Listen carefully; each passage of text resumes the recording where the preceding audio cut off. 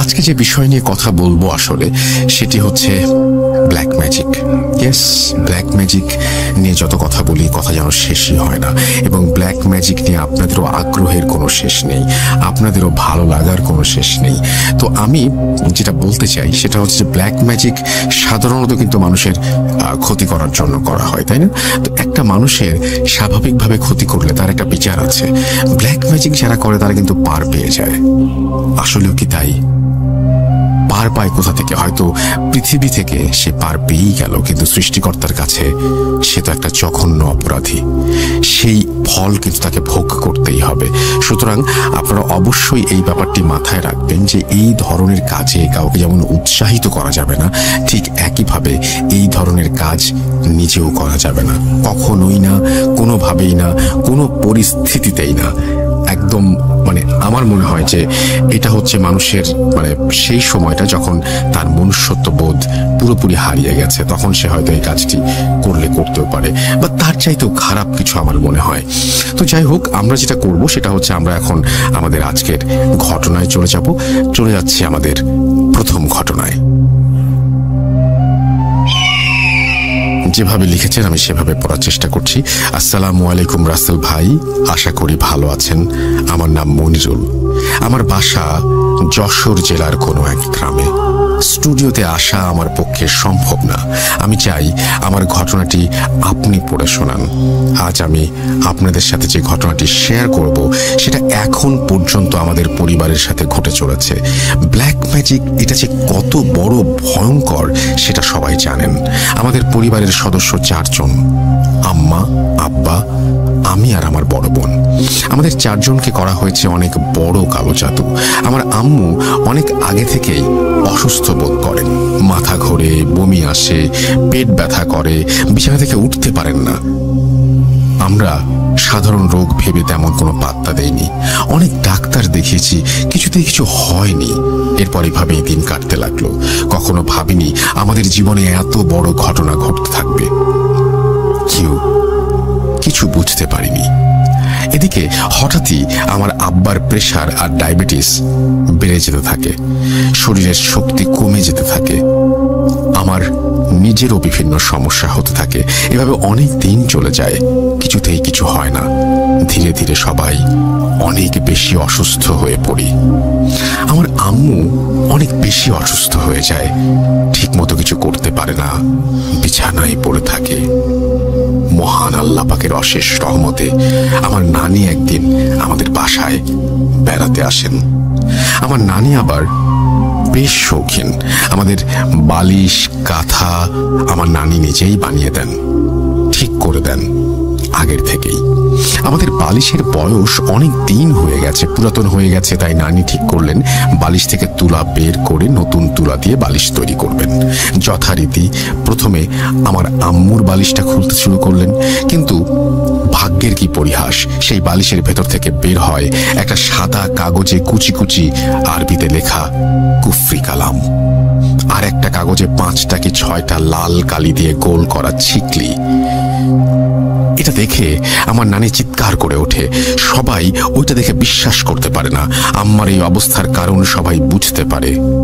এরপরও আরো ভয়ঙ্কর কিছু অপেক্ষা করছে যে ভাবতে পারিনি। সন্দেহ থাকাতে আস্তে আস্তে আমাদের বাসার সব বালিশই খোলা হয়। বিশ্বাস করেন, প্রত্যেকটা বালিশ থেকে বের হয় কুফরি কালাম। আমরা সবাই হতভম্ব হয়ে যাই। আমরা কখনো কারো ক্ষতি করিনি কোনোদিন, আমরা পরিশ্রম করে খাই, মধ্যবিত্ত পরিবার আমরা। এসব দেখে সবাই ভেঙে পড়ি, কান্নাকাটি করি। আমার আম্মু অজ্ঞান হয়ে যাওয়ার মতো অবস্থা হয়। আমার বালিশ থেকে পাওয়া যায় বিভিন্ন ছোট ছোট কাপড়ের টুকরা, আমার অনেক ছোটবেলার পুরনো গেঞ্জি, আর একটা কাপড়ের টুকরোতে পাওয়া যায় 1 চিমটি মাটি। আর আমার আব্বার বালিশ থেকে পাওয়া যায় পুরনো শার্টের টুকরো, লুঙ্গির টুকরো, গামছার টুকরো, 1 করা কাঠ, আরো ছোট ছোট বিভিন্ন টুকরো। আমার আপুর বালিশ থেকে পাওয়া যায় 3 পিসের কাপড়, পায়জামার কাপড়, বিভিন্ন টুকরা। এসব দেখার পর সবাই হতভম্ব হয়ে যায়। এই অবস্থায় আমার নানি গ্রামে একটা কবিরাজের খোঁজ করেন, আমাদের সবাইকে সেখানে নিয়ে যান। রাত 10টার পর কবিরাজ আসেন। সবকিছু দেখে কবিরাজ অবাক হয়ে যান, ভয় পেয়ে যান। আবার বলেন এগুলো খুব খারাপভাবে করা হয়েছে, এর সমাধান করতে সময় লাগবে, পুরোপুরি সমাধান হবেও না সেটা বলে দেন। দীর্ঘ 1 ঘন্টা ধরে কবিরাজ সব দেখে শুনে যা বলেন তা আজ পর্যন্ত আমি কখনো শুনিনি। 3টা চরিত্রের মানুষ দিয়ে এই কুফরি কালাম করা হয়েছে। 1 হচ্ছে হিন্দুতান্ত্রিক, 2 হচ্ছে জানোয়ার পালে যারা তাদের, এবং 3 হচ্ছে কোনো একজন মৌলানাকে দিয়ে। আমার আম্মুই তার বিচার শিকার, একদম চিরতরে পাগল করে মেরে ফেলার জন্য। আমার আব্বাকে করা হয়েছে যেন আস্তে আস্তে দুর্বল হয়ে যায়, কাজ করে সংসার চালাতে না পারে, বিছানায় পড়ে যায় এই জন্য। আর আপুকে করা হয় আমার আপুর সংসার জীবন সুখী না হয় এই জন্য, অশান্তি যেন সবসময় লেগে থাকে। আর আমাকে করা হয় পড়াশোনা নষ্ট করার জন্য, সবসময় মাথা গরম রাখার জন্য, যেন আমি সবার সাথে খারাপ ব্যবহার করি। আর 1 চিমটি মাটির বিষয়ে বলেন এটা অবিবাহিত মেয়ের কবরের মাটি, যেন আমরা সবসময় হতাশায় থাকি। আমাদেরকে 3টা তাবিজ করা হয়েছিল, একটা নদীতে ভাসিয়ে দেওয়া হয়েছে, আর একটা শরীরে বসে গেছে, আর একটা এই মাটি। আমার আব্বার কথা শুনে আরো অবাক হলাম, মানুষ এত খারাপ হয় কিভাবে? আল্লাহ জাহান্নাম এদের জন্যই তৈরি করেছেন। আমার আব্বাকে করা হয়েছে 41 বার, কিন্তু আমার আব্বার শক্তির সাথে পেরে ওঠেনি, কারণ আমার আব্বা সবসময় পরিশ্রম করেন, লোহা হাতুড় এগুলো নিয়ে সবসময় কাজ করেন, এই জন্য বেশি কিছু করতে পারেনি। কিন্তু আমার আম্মাকে প্রায় শেষ করে দিয়েছিল, অর্ধেক পাগল হয়ে গিয়েছিলেন তিনি। আর বললেন এর আগে 3 বার আমার আম্মুকে বান মারা হয়েছিল, কিন্তু আমার আম্মা নিয়মিত নামাজ পড়তেন, কোরআন পড়তেন, এই জন্য তিনি এখনো বেঁচে আছেন, না হলে কি হতো আল্লাহ জানেন। আর আমার আপু শ্বশুর বাড়ি থেকে সেখানে থাকার কারণে বেশি সমস্যা করতে পারেনি, তবে একবার আমাদের বাসায় আসলে ওই বালিশে যদি সে মাথা রাখে, যেটিতে আমার আব্বার প্রচন্ড প্রেশার, ডায়াবেটিস বেড়ে দুর্বল হয়ে যায়। সবকিছু শুনে মাথায় আকাশ ভেঙে পড়ে, আম্মা নানি সবাই কান্নাকাটি করতে শুরু করে, আল্লাহর কাছে বিচার দাবি করে। আমরা জীবনে কখনো কাউকে সামান্য ক্ষতিও করিনি, তাহলে কেন আমাদের পরিবারকে শেষ করে দিতে চাচ্ছে? ছোট ছোট টুকরোগুলো কবিরাজ 1 জায়গায় করেন, সেগুলো হচ্ছে হিন্দু দেবতা কালী, হনুমান, দুর্গা, এদের উপমা করা হয় আমাদের কাপড় দিয়ে, আর কবরের মাটি কাউরা দিয়ে, মানে জানোয়ার দিয়ে বেড়ায়। আর পরিশেষে কবিরাজ যে কথাটি বলে সেটা শোনার জন্য একদম প্রস্তুত ছিলাম না। কবিরাজ বলল এগুলো করেছে যে সে আমাদেরই কাছের মানুষ, সে একজন মহিলা। আর কোনো কিছুই কবিরাজ বলল না। আমরা কিছুই ভাবতে পারলাম না। কবিরাজ 3 দিন সময় নিল আর বলল সারা জীবনই এমন করে যাবে সেই নিকৃষ্ট মহিলা, আল্লাহকে ভরসা করে থাকতে হবে। 3 দিন পরে কবিরাজ সব কাটিয়ে দেন, পানি পড়া, তেল পড়া দেন, এবং করার সময় বিভিন্ন সমস্যা হয় এটাও বলেন। যথারীতি বাসায় এসে গভীর রাতে 2 জন মানুষ মিলে এটা করা হয়। মাটিতে কোপ দেওয়ার পরেই শুরু হয় বাধা, বড় হতে থাকে, আবার বারবার মানা করতে থাকে ওইটা না করার জন্য। কিন্তু কবিরাজের কথা মতো কাঠটা মাটিতে পোতা হয় ধীরে ধীরে, এবং সব আস্তে আস্তে ঠান্ডা হয়ে যায়। আর একটা তাবিজ বিছানায় রাখতে বলেন, সবকিছুই করা হয়। বিভিন্ন ঔষধ দেন আর আমাদেরকে সতর্ক করে দেন যেন আল্লাহকে বেশি বেশি স্মরণ করতে থাকি। আলহামদুলিল্লাহ, তারপর থেকে এখন আমরা অনেক ভালো আছি, কিন্তু সমস্যাগুলো এখনো চলছে। আব্বা আম্মা দুজনেরই প্রেশার, ডায়াবেটিস, ওষুধ খেলে ভালো থাকে, আগের মতো আর নেই। আর আমারও মাঝে মাঝে সমস্যা হয়। কবিরাজ বলল এগুলো দীর্ঘদিন থাকবে। মহান আল্লাহ পাকের রহমতে আমরা এখনো বেঁচে আছি। আমাদের জীবনের চরম সত্য ঘটনা আর আপনাদের মাঝে শেয়ার করলাম। জানি না কোন অপরাধে আর কে আমাদের মারতে যাচ্ছে। আমাদের সবার জন্য আপনারা দোয়া করবেন, আল্লাহ যেন এই সব কুফরি কালাম থেকে সবাইকে হেফাজত করেন। আর ঘটনা সিলেক্ট হলে প্রচার করবেন, ভুল হলে ক্ষমা করবেন। আমি মোহাম্মদ মনিরুল যশোর থেকে বলছি। অনার্স ফার্স্ট ইয়ারে পড়াশোনা করছি যশোরের কোনো এক কলেজে। ভালো থাকবেন সবাই। আরও একটা ঘটনা আমার কাছে আছে, সময় করে পাঠিয়ে দেব। তো এই ছিল ঘটনা, এবং আশা করছি যে এই ঘটনাটি আপনাদের অনেক বেশি ভালো লেগেছে। আমি শুধু এটুকু বুঝলাম না, যখন আপনারা এই জিনিসটা বাসায় নিয়ে এসে যখন আপনারা কাজ করছিলেন, মাটি কুপাচ্ছিলেন বা এরকম যে ঘটনাগুলো আপনারা বলছিলেন, সেই সময় আপনাদেরকে যে বাধা দিচ্ছিল সেটা আসলে কে বাধা দিচ্ছিল, কিভাবে বাধা দিচ্ছিল, কোন কোন ধরনের বাধা পাচ্ছিলেন, সেটা যদি আরেকটু ডিটেইলে আমাদের বলতেন তাহলে আরো বেশি ভালো হতো, এবং সেটা নিশ্চয়ই আপনি একদিন ইমেল করে আমাদের জানিয়ে দিবেন। কুফরি কালাম করা, কালো জাদু বা ব্ল্যাক ম্যাজিক যেটাই বলি না কেন, সেটা করা একটা জঘন্য অপরাধ। আমি জানি না মানুষ কোন স্বার্থে এই অপরাধ করে, কেন মানুষ মানুষকে এইভাবে কষ্ট দেয়, কেন মানুষ মানুষকে এইভাবে এক বিপদের দিকে ঠেলে দেয়। এবং যে সমস্ত মানুষ করছেন এই সমস্ত কাজ, তাদের তো পৃথিবীতে কোনো বিচার হয় না, কিন্তু যারা ধ্বংস হবার তারা চিরতরে ধ্বংস হয়ে যান। আল্লাহ তাআলা সবাইকে রক্ষা করুন এই ব্ল্যাক ম্যাজিকের কবল থেকে। আমরা চলে যাব আমাদের পরবর্তী ঘটনায়, তবে তার আগে আরও একবার জানিয়ে দেবো যেটা সবচেয়ে বেশি দরকার, সেটা হচ্ছে ইমেল অ্যাড্রেস russell.bhoot.com@gmail.com। আপনার নাম, ঠিকানা এবং ফোন নাম্বার সহ আপনার জীবনে ঘটে যাওয়া বা আপনার জানা সেরা ঘটনা লিখে পাঠিয়ে দেবেন আমাদের কাছে। ঘটনার শুরুতে অবশ্যই উল্লেখ করবেন যে ঘটনাটি আপনি স্টুডিওতে এসে শেয়ার করতে চান, নাকি আপনি চান আপনার ঘটনা আমরা পড়ে শোনাই। যারা দেশের বাইরে রয়েছেন তারা সরাসরি অডিও ক্লিপ পাঠাতে পারেন বা লিখেও পাঠাতে পারেন ঘটনাটি। আরেকটি কথা, 31 তারিখ হ্যালোইন উপলক্ষে একটা স্পেশাল এপিসোড করতে চাই। সেই স্পেশাল এপিসোডে আপনাদের ঘটনা পাঠাতে হবে এবং সেই ঘটনাগুলো খুব দ্রুত আপনারা আমাদের পাঠিয়ে দিন। সেই ঘটনা নিয়ে আমরা একটা স্পেশাল এপিসোড করতে চাই। অবশ্যই এই সপ্তাহের মধ্যে পাঠিয়ে দেবেন। আপনাদের সবাইকে আমন্ত্রণ জানাচ্ছি আমাদের পরের ঘটনায়, এবং আশা করছি পুরোটা সময় আমাদের সঙ্গে থাকবেন।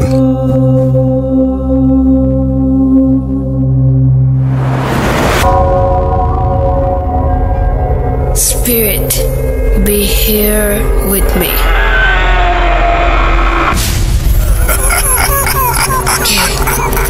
কে তুমি? Bhoot.com. The fear returns with Russell.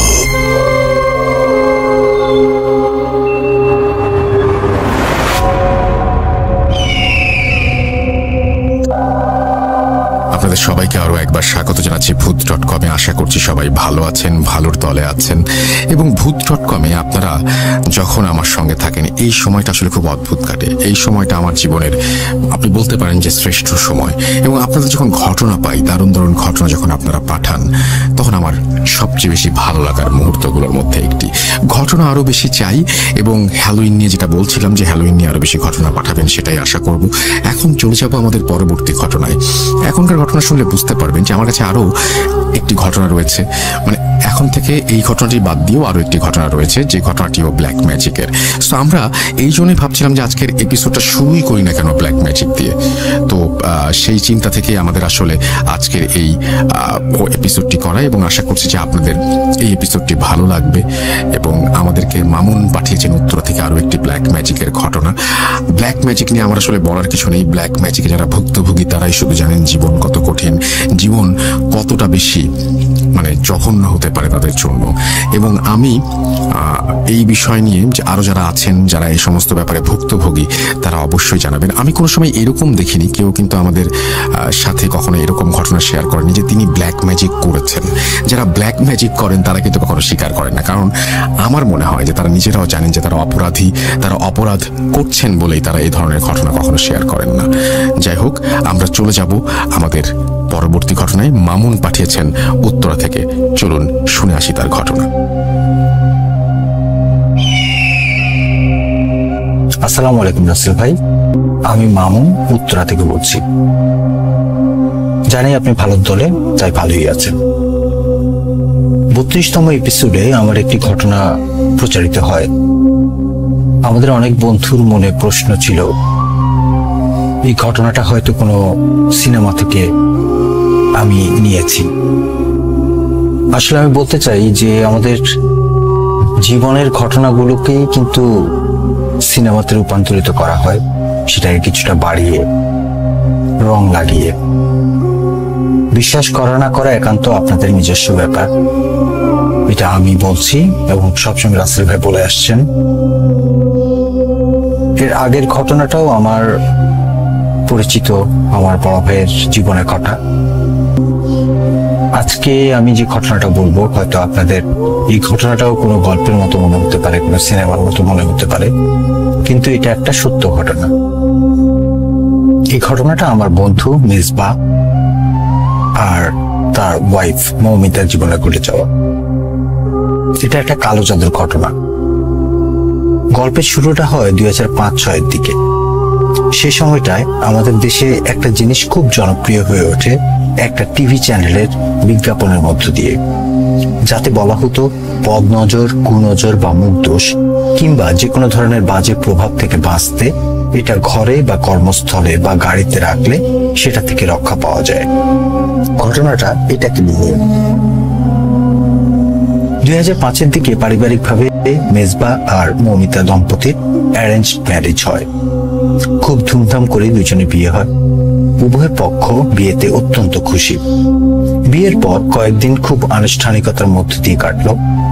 ওর বাসায় দাওয়াত খেয়ে সপ্তাহখানেক পর দুজনে কক্সবাজার হানিমুনে গেল। ও খুশি খুশি হানিমুন শেষ করে ফিরেও এলো। আসার পর মেজবার পরিবারের সবাই মিলে এক রাতে ওদের গিফট আনপ্যাক করার জন্য বসলো। উল্লেখ্য, মেজবার পরিবারে বাবা, মা, ছোট বোন ও একটা সরাইল হাউন্ড বা কুকুর ছিল, যার নাম ছিল জিমি।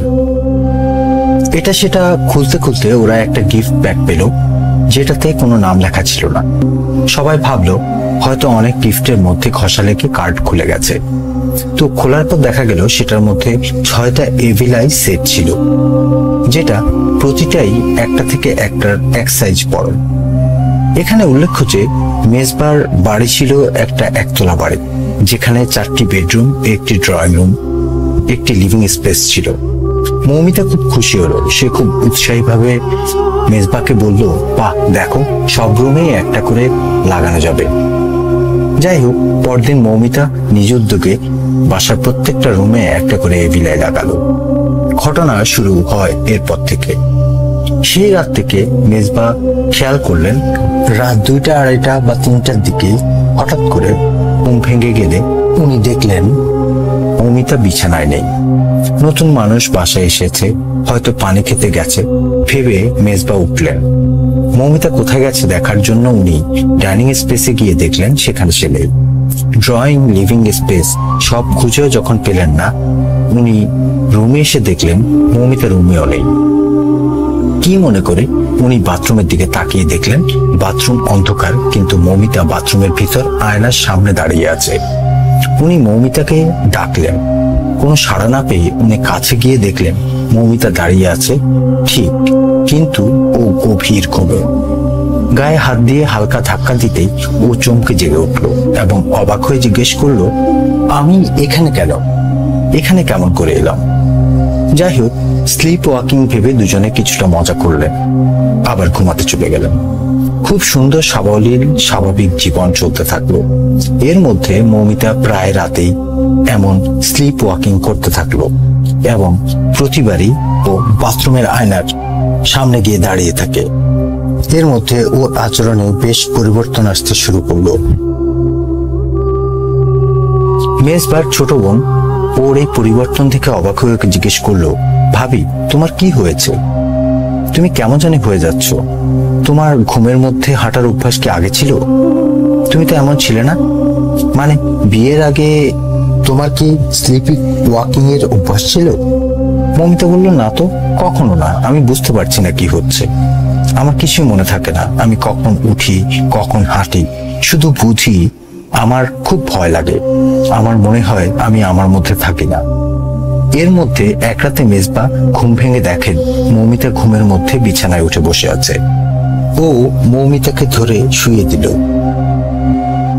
হঠাৎ শুনতে পেল জিমি খুব রাগে গড়গড় করছে। কুকুররা সাধারণত অপরিচিত কাউকে দেখে ভয় পেলে যেমন করে গড়গড় করে এমন আওয়াজ করছে। রুম থেকে বেরিয়ে বা শুনতে পেল ড্রয়িং রুমে ঝোলানো উইন্ড চাইম থেকে শব্দ আসছে। ও খুব অবাক হলো, কারণ মশার জন্য দরজা জানলা সব বন্ধ, তাই বাতাস ঢোকার কথা না, কিন্তু উইন্ড চাইম কেন বাজছে? যাই হোক, জিমি বাসার বারান্দায় থাকতো। সেখানে গিয়ে মেজবা দেখলো ওকে দেখে জিমি চুপ করে গেল। হঠাৎ ওনার মনে হলো কেমন যেন একটা গরম বাতাস একটা শব্দ করে ওনার পাশ দিয়ে গেল। উনি চমকে পাশে তাকিয়ে দেখেন কিছু নেই। মনের ভুল মনে করে উনি জিমিকে একটু আদর করে আবার ঘুমাতে চলে গেলেন। এই পর্যন্ত সব ঠিকঠাকই ছিল। ঘটনাটা ঘটলো এর পরের রাতে। প্রতি রাতের মতো সে রাতেও মৌমিতাকে না পেয়ে বাথরুমে গিয়ে মেজবা দেখলেন মৌমিতা দাঁড়িয়ে আছে। বিছানায় ফিরিয়ে আনার জন্য গায়ে হাত দেওয়ার সাথে সাথে মৌমিতা চোখ খুলে লাল লাল চোখে তার দিকে তাকালো আর চিৎকার করে বলতে লাগলো, তুই মরবি, তোর 14 গোষ্ঠী মরবে, তোকে আমি বাঁচতে দেব না। ওই সময় মৌমিতার গলা অনেক ভারী, কোনো পুরুষ মানুষের গলার মতো শোনাচ্ছিল।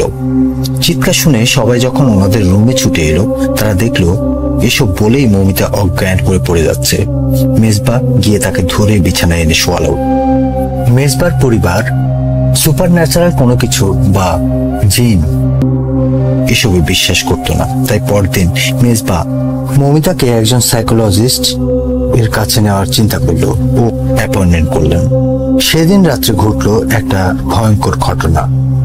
সেই রাতও মেজবা ঘুম থেকে জেগে দেখলো মৌমিতা নেই এবং বাথরুমে গিয়ে আবিষ্কার করলো মৌমিতা তার শেভিং রেজার দিয়ে হাত কেটে আয়নায় রক্ত দিয়ে একটা ওয়ার্ড লিখছে, যা দেখতে অনেকটা ইংরেজি এম এর মতো, তবে লেখার স্ট্রাকচারটা একটু ভিন্ন।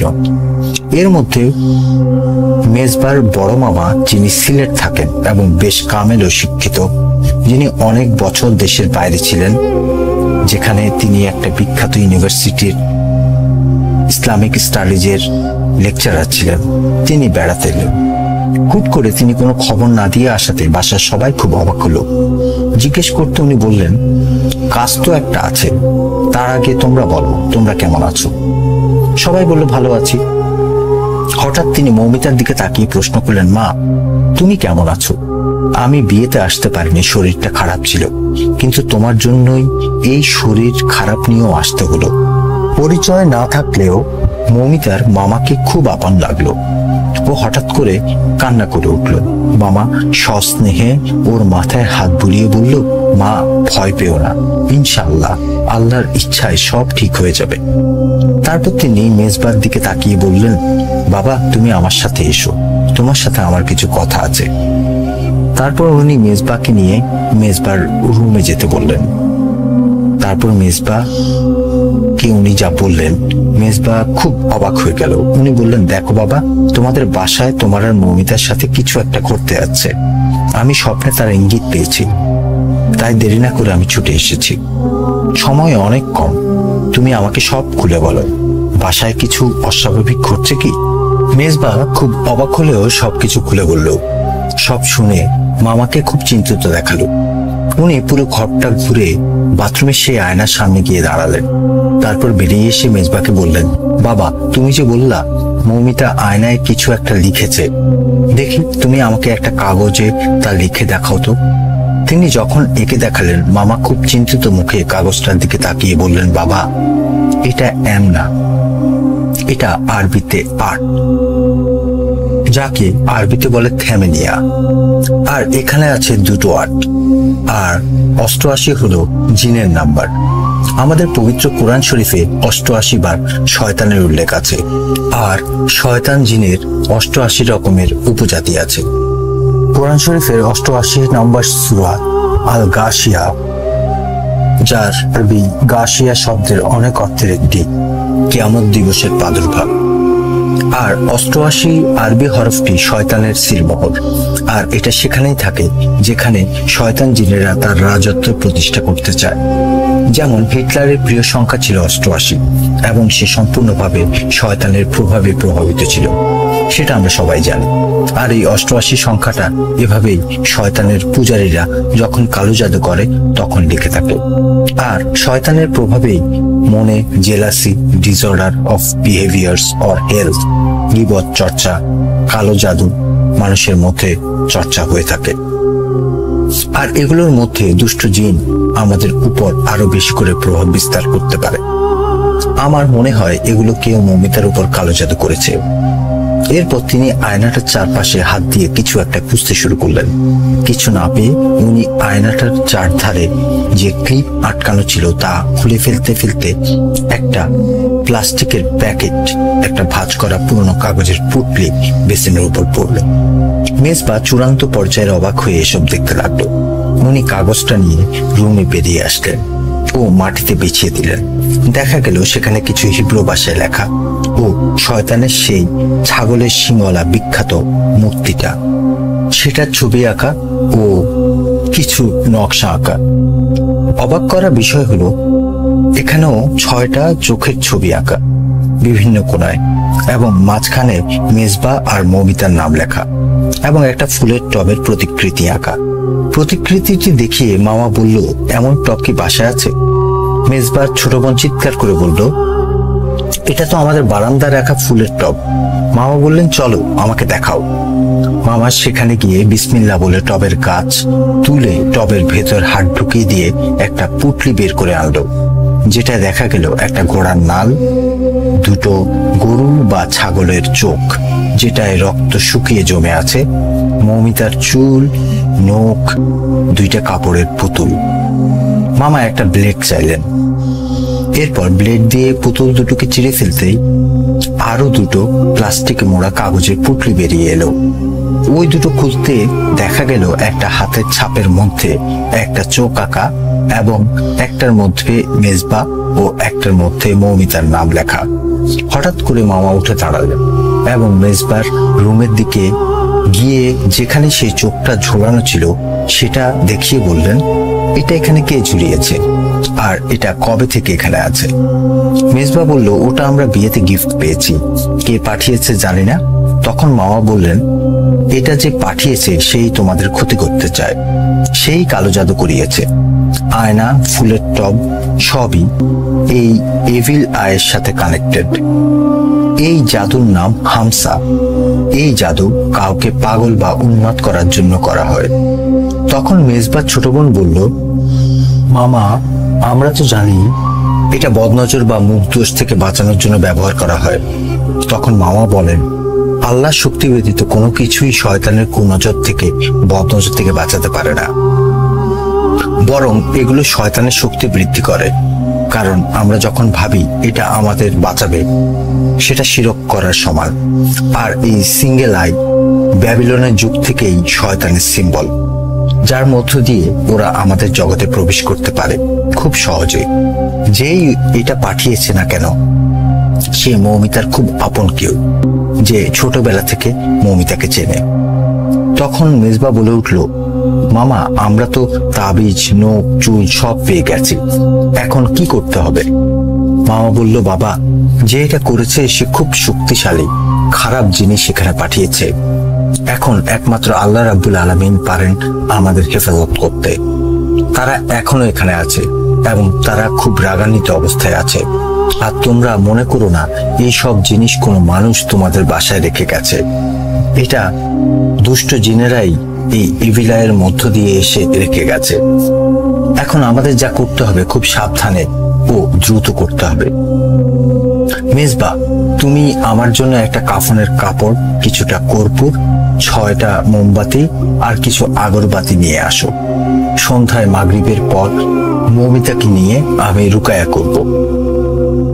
সন্ধ্যায় মামা, মেজবা, মৌমিতা, মেজবার বোন আর ওনার মাকে নিয়ে মেজবার রুমে গেলেন। ঘরের 4 কোণায় 4টা মোম জ্বালালেন আর বাথরুমের দরজার 2 পাশে 2টো। মৌমিতাকে লম্বা করে মেঝেতে শুয়ে পড়তে বলে উনি 4 জনকে কাফনের কাপড়ের 4 কোণা ধরে বুক সমান উঁচুতে ছালরের মতো করে দাঁড়াতে বললেন। এরপর উনি আগরবাতি জ্বালিয়ে দিতে দিতে বললেন, যাই ঘটুক কেউ রুম থেকে বের হবে না যতক্ষণ আমি না বলবো। তারপর কিছু দোয়া পড়ে কর্পূর কাফনের কাপড়ের উপর ছড়িয়ে দিতে হঠাৎ প্রচন্ড যন্ত্রণায় গোঙাতে থাকলো মৌমিতা।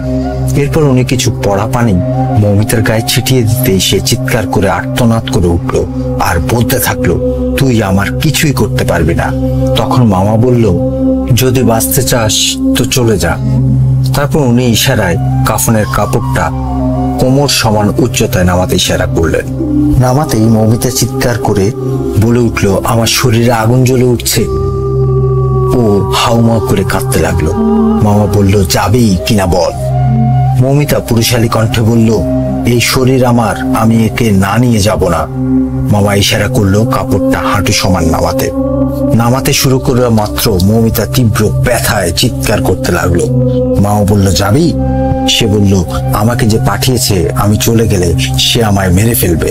মামা বললেন, না গেলে? তুই তো জানিস এই কাপড় মৌমিতার গায়ে পড়লে তোকে এমনিতেই মরে যেতে হবে। আল্লাহকে ভয় কর।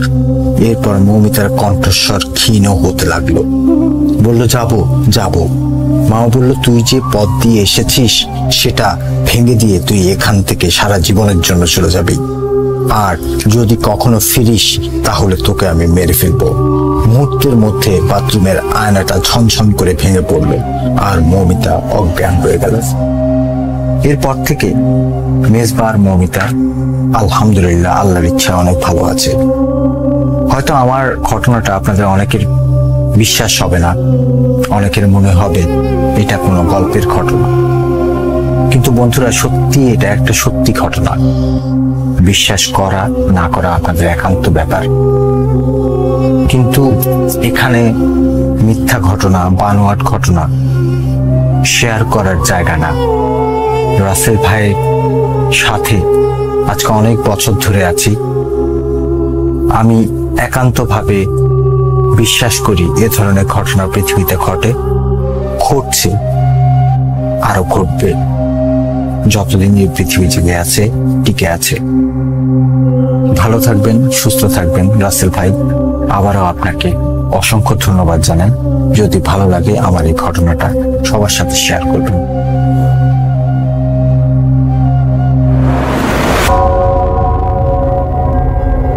Spirit, be here with me.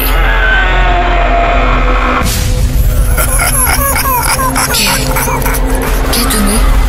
Bhoot.com. The fear returns with Russell.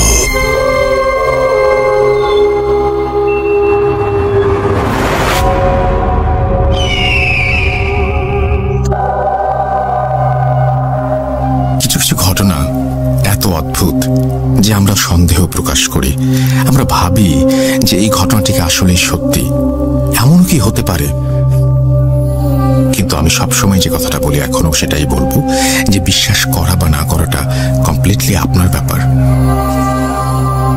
এতগুলো মানুষের সাথে যখন একই ধরনের ঘটনা ঘটে, তখন সেটা বিশ্বাস না করেই বা উপায় কি বলুন। ব্ল্যাক ম্যাজিক এক চরম সত্য, যা মানুষকে নানাভাবে অসুস্থ করে দেয়, জীবন থেকে পঙ্গু করে দেয়, এবং এটা একটা অভিশাপ বলতে পারেন। কিন্তু এটার জন্য যারা দায়ী, তাদের কি কিছু হয় এই ইহকালে? আমরা জানি হয়, কিছুটা তো হয়। এতগুলো মানুষের যে ঘৃণা, সেই ঘৃণা নিয়ে তিনি বেঁচে থাকেন। তিনি জানেন তিনি একজন জঘন্য অপরাধী।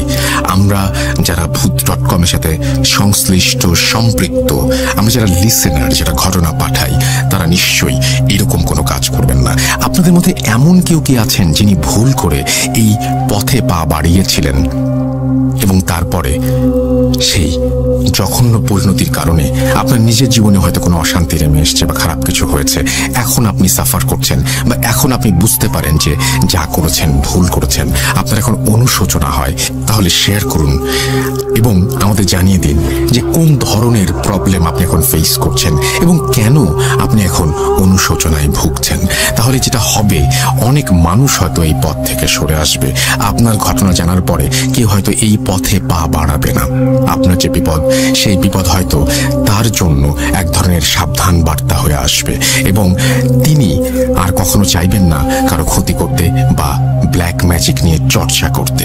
আপনি পাঠিয়ে দিন। আমাদের ইমেল অ্যাড্রেস হচ্ছে russell.bhoot.com@gmail.com। আপনার নাম, ঠিকানা এবং ফোন নাম্বার সহ আপনার জীবনে ঘটে যাওয়া বা আপনার জানা সেরা ঘটনা লিখে পাঠান আমাদেরকে।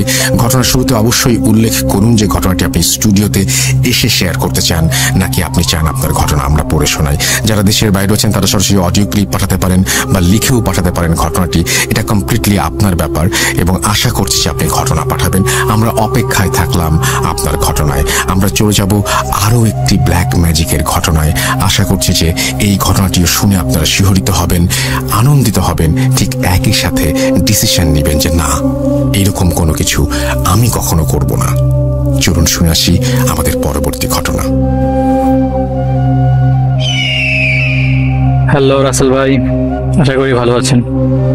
আমি গাজীপুর থেকে বলছি। আমি আমার নামটা ব্যক্তিগত কারণে শেয়ার করতে পারছি না, ওই জন্য দুঃখিত।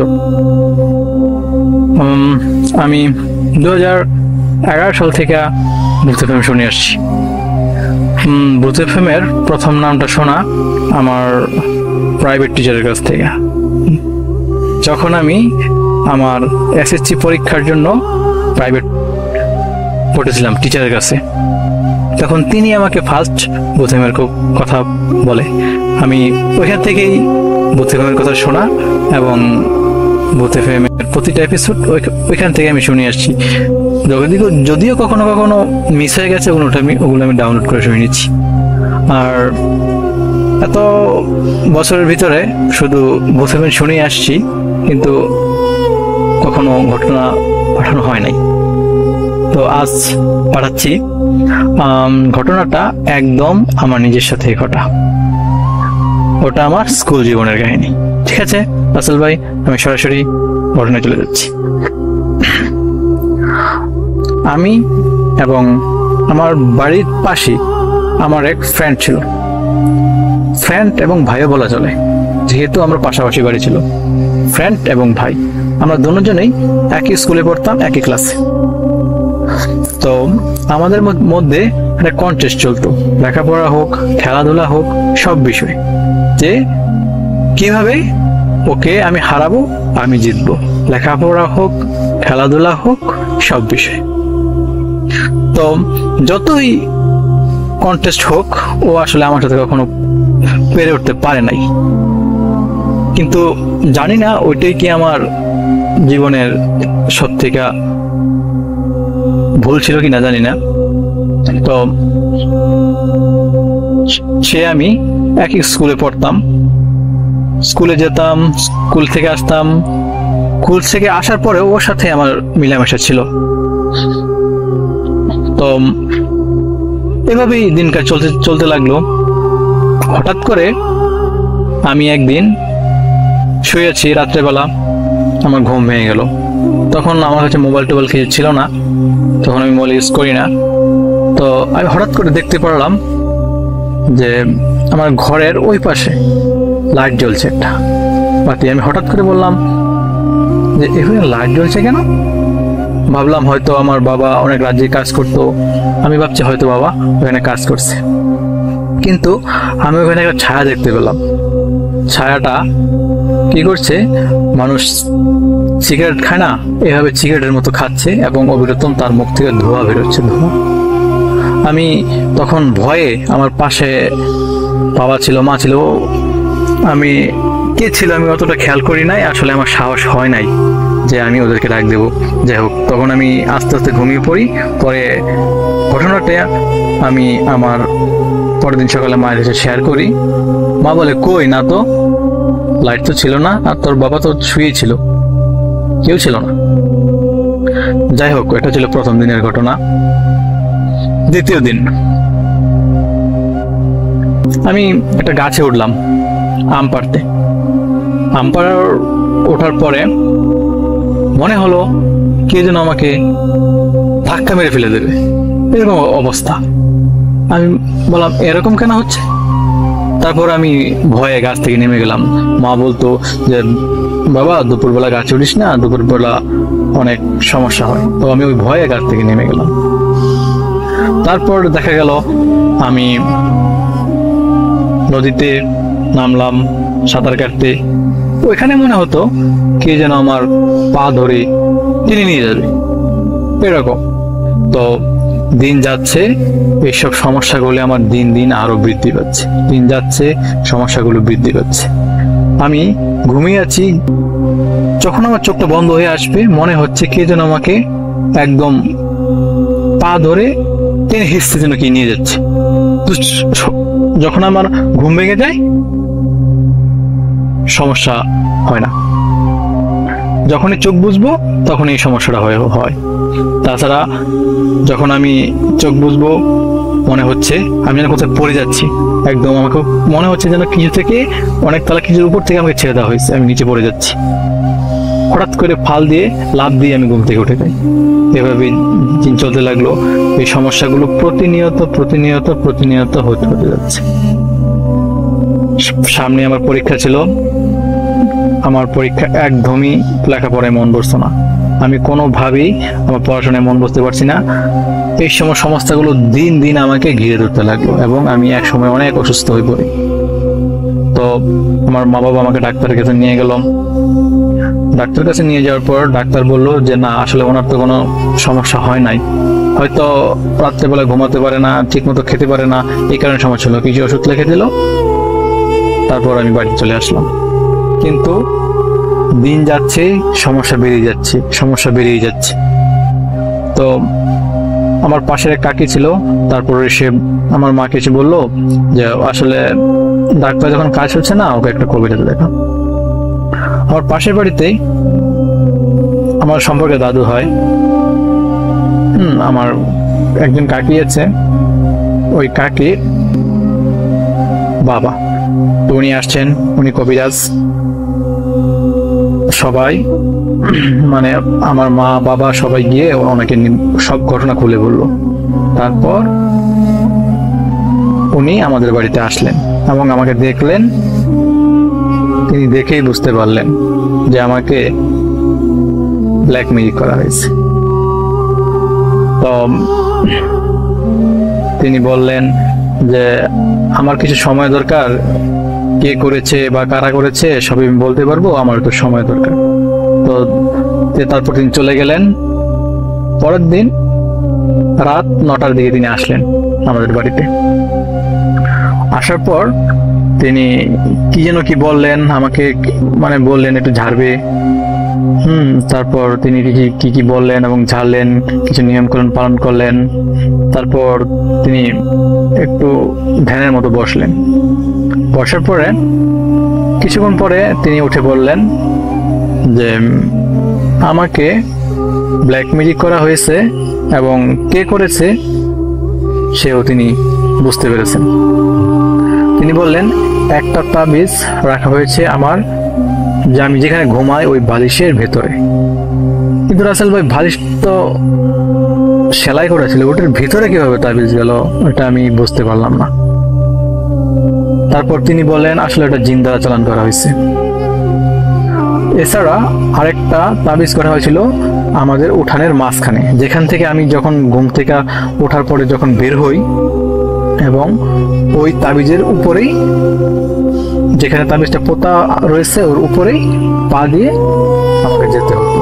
এবং এই কারণেই সমস্যা দিন দিন আমার বাড়তে লাগলো।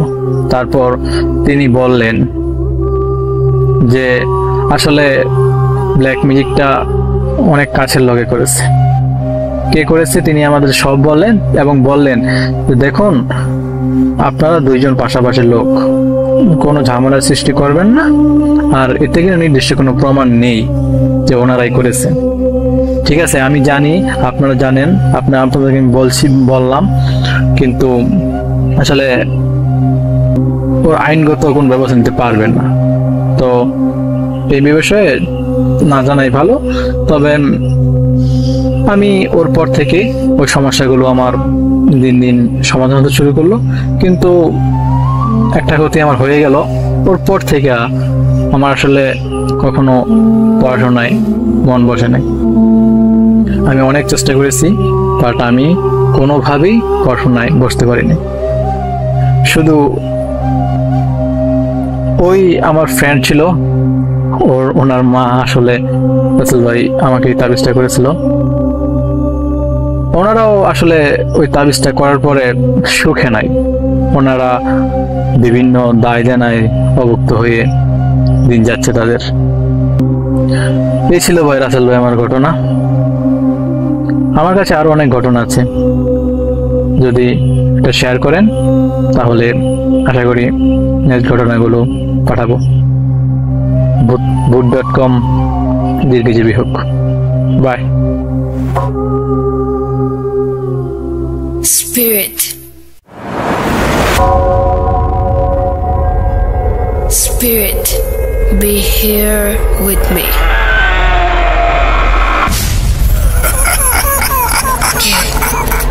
Get with me. Bhoot.com. The fear returns with Russell.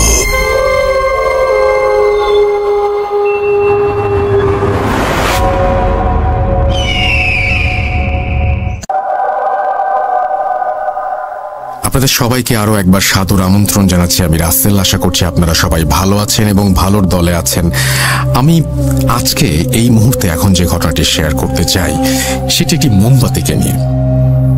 খুবই অদ্ভুত লাগছে না যে মোমবাতির সাথে আবার কি সম্পর্ক? হ্যাঁ, আমারও খুব অবাক লেগেছিল, কিন্তু আমি বলবো যে ঘটনাটি ধৈর্য নিয়ে শুনুন এবং আশা করছি যে ঘটনাটি শুনলে আপনারও ভালো লাগবে। আমি চেষ্টা করব এরপরে আরও একটি ঘটনা আপনাদের পড়ে শোনাতে। ইন দ্য মিন টাইম আপনারা ভিজিট করুন আমাদের ফেসবুক পেজে www.facebook.com/russell.স্বাধীন। আমাদেরকে ইমেল করতে হলে আমাদের ইমেল অ্যাড্রেস হচ্ছে russell.bhoot.com@the@gmail.com। আপনার নাম, ঠিকানা এবং ফোন নাম্বার সহ আপনার জীবনে ঘটে যাওয়া বা আপনার জানা সেরা ঘটনা লিখে পাঠিয়ে দিন আমাদের কাছে। ঘটনার শুরুতে অবশ্যই উল্লেখ করুন যে ঘটনাটি আপনি স্টুডিওতে এসে শেয়ার করতে চান নাকি আপনি চান আপনার ঘটনা আমরা পড়ে শোনাই। যারা দেশের বাইরে রয়েছেন তারা সরাসরি অডিও ক্লিপ পাঠান বা লিখেও পাঠান ঘটনাটি। আমি চাই যে আপনারা আরো বেশি পার্টিসিপেট করুন এবং স্বাস্থ্যবিধি মেনে চাইলে আমাদের স্টুডিওতে আসতে পারুন, যেহেতু আপনারা জানেন যে আমাদের ভূত.com-এর একটা নিজস্ব স্টুডিও আছে এবং সেটা আপনাদের জন্যই তৈরি করা হয়েছে। আপনারা এখানে এসে আপনাদের ঘটনা শেয়ার করবেন সেই জন্যই, এবং আশা করছি যে আপনারা আসতে উৎসাহিত হবেন। অবশ্যই যদি কোনো অস্বস্তি থাকে তাহলে আসবেন না, কারণ পরিস্থিতি আমাদের সেটা সাপোর্ট করে না। এবং সেই সাথে আমি এটুকু আপনাদের বলতে চাই যে আপনারা যারা চান যে আমরা লাইভ করতে চাই, যদি লাইভে অংশগ্রহণ করতে চান, আমরা লাইভ শো শুরু করতে চাই খুব তাড়াতাড়ি, মানে ধরেন আমি যদি বলেন যে আমাকে যে তাহলে আমি কালকে থেকেও শুরু করতে পারি, সেই জন্য যেটা করতে হবে সেটা হচ্ছে আপনাকে জানাতে হবে যে আপনি স্টুডিওতে আসতে চান কিনা, কারণ লাইভ শো করতে হলে তো আপনারও স্টুডিওতে আসাটা জরুরি এবং আসতে হবে আপনাকে শোয়ের সময়, কারণ এখান থেকে আমরা লাইভ করব। তো যাই হোক, আশা করব যে আপনারা সেটাতে রাজি হবেন এবং আপনারা অনেকেই উৎসাহিত হবেন আসতে। আমাদের এরকম প্ল্যান ছিল এবং সেটা আমরা এখন এক্সিকিউট করতে পারছি বলে আমাদের খুব ভালো লাগছে, প্রচন্ড আনন্দও হচ্ছে। এবং সেটা হচ্ছে এরকম একটা সময় যখন হ্যালোউইনের মাস। তবে তার আগে আপনাদের কনফার্ম করতে হবে আমাকে যে আপনারা চান এই স্টুডিওতে এসে আমাদের সাথে ঘটনা শেয়ার করতে। এখন কিন্তু পুরো ব্যাপারটা আপনাদের ওপরে। জানান আমাকে কারা কারা আসতে চান স্টুডিওতে, জানান আমাকে কারা কারা এখানে এসে ঘটনা শেয়ার করতে চান। আমরা চলে যাব আমাদের পরবর্তী ঘটনায়। মোমবাতি নিয়ে যে ঘটনাটি সেটি আমরা এখন শুনে আসব। আসসালামু আলাইকুম রাসেল ভাই, কেমন আছেন? আশা করি ভালো আছেন, কারণ আপনি সবসময় ভালোদের দলেই থাকেন। আমার নাম শিহাব আহমেদ। আমার গ্রামের বাড়ি কুমিল্লা জেলার চান্দিনা থানার চান্দিয়ারা গ্রামে। আমি থাকি কুমিল্লা ক্যান্টনমেন্টের বাংলা বাজারে। আজকে আমি আপনাদের মাঝে যে ঘটনাটি শেয়ার করব সেটি কালেক্ট করে আমার খালাতো ভাই তামিম তার ফ্রেন্ডের খালাতো বোনের দেবরের সাথে ঘটনাটি ঘটেছিল। ঘটনাটি আসলে ঘটনা বলা চলে না, এটা তার সাথে প্রতিনিধি করত। ঘটনাটি ঘটে শুরু হয় সেই 2008 সাল থেকে। 2008 সালে একদিন তিনি সন্ধ্যা 7টার দিকে তার চাচার বাড়িতে যাওয়ার সময় পথে একটি নারকেল গাছ পড়ে। সেই নারকেল গাছে তাকিয়ে লক্ষ্য করলো দীর্ঘ 7 থেকে 8 ফুট একটি লম্বা মোমবাতি নিজে নিজে গাছ থেকে নিচের দিকে নামছিল। সেই মোমবাতিটি নিজে নিজে আগুন জ্বলতো এবং নিভত। এটা দেখার পর তিনি নিস্তব্ধ হয়ে যান এবং তখন তিনি কোনো দিকেই মুভ করতে পারতেন না। তিনি জায়গায় স্টপ ছিলেন। ঠিক সেইভাবে 10 থেকে 15 মিনিট পরে নিজে নিজে শরীর ঠিক হয়। তারপর তিনি মুভ করতে পেরেছিলেন এবং তিনি সেদিন প্রচন্ড রকমের ভয় পেয়েছিলেন। বিষয়টি তিনি কারো কাছে শেয়ার করেননি। তার পরের দিন আসর নামাজের পরে যখন ওই রাস্তা দিয়ে ফিরছিলেন তখন তার গায়ে আগুনের হাওয়া লাগছিল। কিন্তু সেদিন বৃষ্টি ছিল, বৃষ্টির মধ্যেই আগুনের হাওয়া লাগছিল। এর কারণে তিনি সেখানেই দাঁড়িয়ে গিয়েছিলেন। 10 থেকে 15 মিনিট পরে আস্তে আস্তে সেটা ঠিক হয়ে যায়। তিনি স্থানটি ত্যাগ করেছিলেন সাথে সাথেই। ওই দিন আর কিছু ঘটেনি তার সাথে। ঠিক তার পরের দিন সন্ধ্যায় যখন ওই রাস্তা দিয়ে ফিরছিলেন, এটা তার মুখোমুখি হয়ে যায়। যখন তার মুখোমুখি হয়ে যায় তিনি সাথে সাথে অনেক জোরে চিৎকার করেন, কিন্তু তার চিৎকার যেন 2.5 ফিটের বাইরে যায় না। তখন ওই মোমবাতি দৌড়ে পালিয়ে যাওয়ার সময় টিনের সাথে ধাক্কা লেগে যায়। টিনের সাথে ধাক্কা লেগে ঝিঝি পোকা হয়ে গিয়েছিল তখন। এই ঘটনায় এলাকায় জানাজানি হয়ে যায়। যখন জানাজানি হয়ে যায় লোকেরা গুজব মনে করে, ওরা বলা বলি করে যে সাইমন বোধ হয় পাগল হয়ে গিয়েছে, হয়তোবা সে স্বপ্ন দেখেছে। এই ঘটনার সপ্তাহখানেক পরে যে টিনের সাথে ধাক্কা লেগেছিল সেই বাড়ির এক ভদ্র মহিলা তাকে ডেকেছিল। ডেকে বলে, ভাই, তোমার সাথে যে ঘটনাটি ঘটেছিল প্রথমে আমি কিন্তু বিশ্বাস করিনি, কিন্তু আমি নিজে সেটা দেখলাম। যখন দেখলাম তখন ঘরে কোনো ইলেকট্রিসিটি ছিল না, পুরো ঘরটাই চাঁদের আলোয় আলোকিত হয়েছিল। এখন ভাই কি করা যায়? তখন সাইমন ভাই বলল, এটার সাথে আমি প্রতিনিয়তই কথা বলতে থাকি, কিন্তু তাকে আমি কখনো সরাসরি দেখিনি। মহিলাটি তাকে জিজ্ঞাসা করে যে জিনটা সেটা কি ছেলে নাকি মেয়ে? তখন তিনি বলেন, এটা একটা ছেলে। এটা আমার অনেকভাবে হেল্প করতে চায়, কিন্তু আমি তার কাছ থেকে কোনো হেল্প নিইনি, কারণ সে যদি তার প্রতিদান স্বরূপ আমার কাছ থেকে কিছু চায়। আমরা ছিলাম 4 ভাই 1 বোন, তো আমি ভেবেছিলাম যদি কখনো সে আমার কাছ থেকে কিছু চায়, আমার পরিবারের কাকে চায়, কিংবা ভবিষ্যতে যদি আমি বিয়ে করার পর আমার ছেলে মেয়ে চায়, তাহলে তো আমি তাকে দিতে পারবো না। তো তাদের সাথে যদি কথা উলটপালট হয়ে যায় তখন কিন্তু তাদের সাথে আমাদের মানব জাতির কিন্তু বিরাট রকমের ক্ষতি হয়ে যায়। তো সেই কারণে আমি চাইনি তার কাছ থেকে কোনো হেল্প নেওয়ার জন্য। এরপর থেকে প্রতিনিয়ত তিনি ওর সাথে কথা বলতেন। যখন তার বন্ধুদের সাথে চলাফেরা করতেন তখনও তার সাথে কথা বলতেন। যখন তার সাথে কথা বলতেন তখন সে দেখতে পেত, কিন্তু তার বন্ধুরা ওই মোমবাতিটিকে দেখতে পেত না কখনো। তো সেটা ভেবে তার বন্ধুরা ভাবলো যে সে পাগল হয়ে গিয়েছে, সে পাগলের ন্যায় আচরণ করছে। তো এর কারণে তিনি এলাকায় 6 থেকে 7 মাসও পাগল হিসেবে আখ্যায়িত ছিলেন। যখন এলাকায় ঘটনাটি অনেক ভালোভাবে জানাজানি হয়ে যায়, তার কাছে অনেকেই আসছিল সাহায্য নেওয়ার জন্য।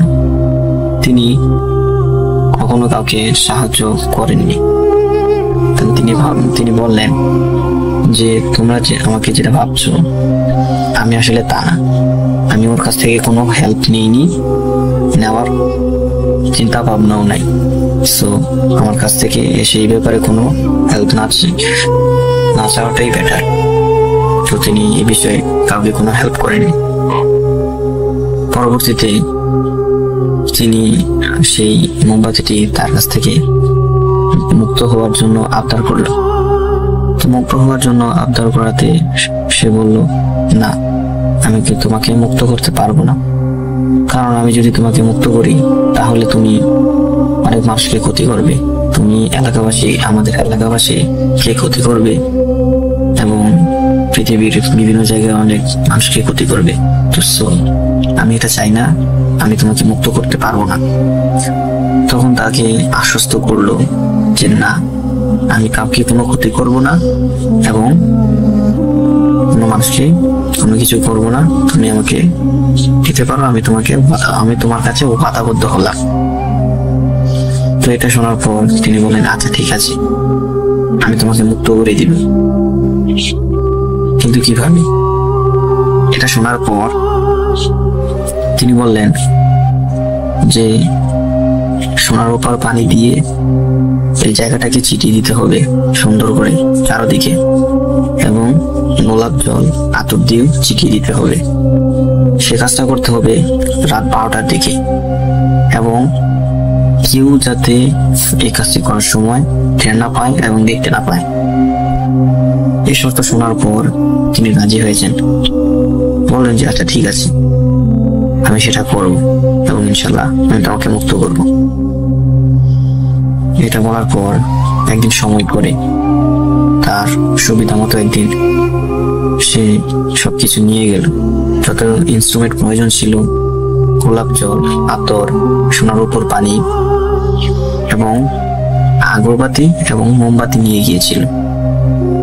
ওইখানে নেওয়ার পর একটা জায়গায় মোমবাতিটি রাখে, আরেকটি জায়গায় আগরবাতিগুলো এবং গোলাপ জলগুলি রাখছিল।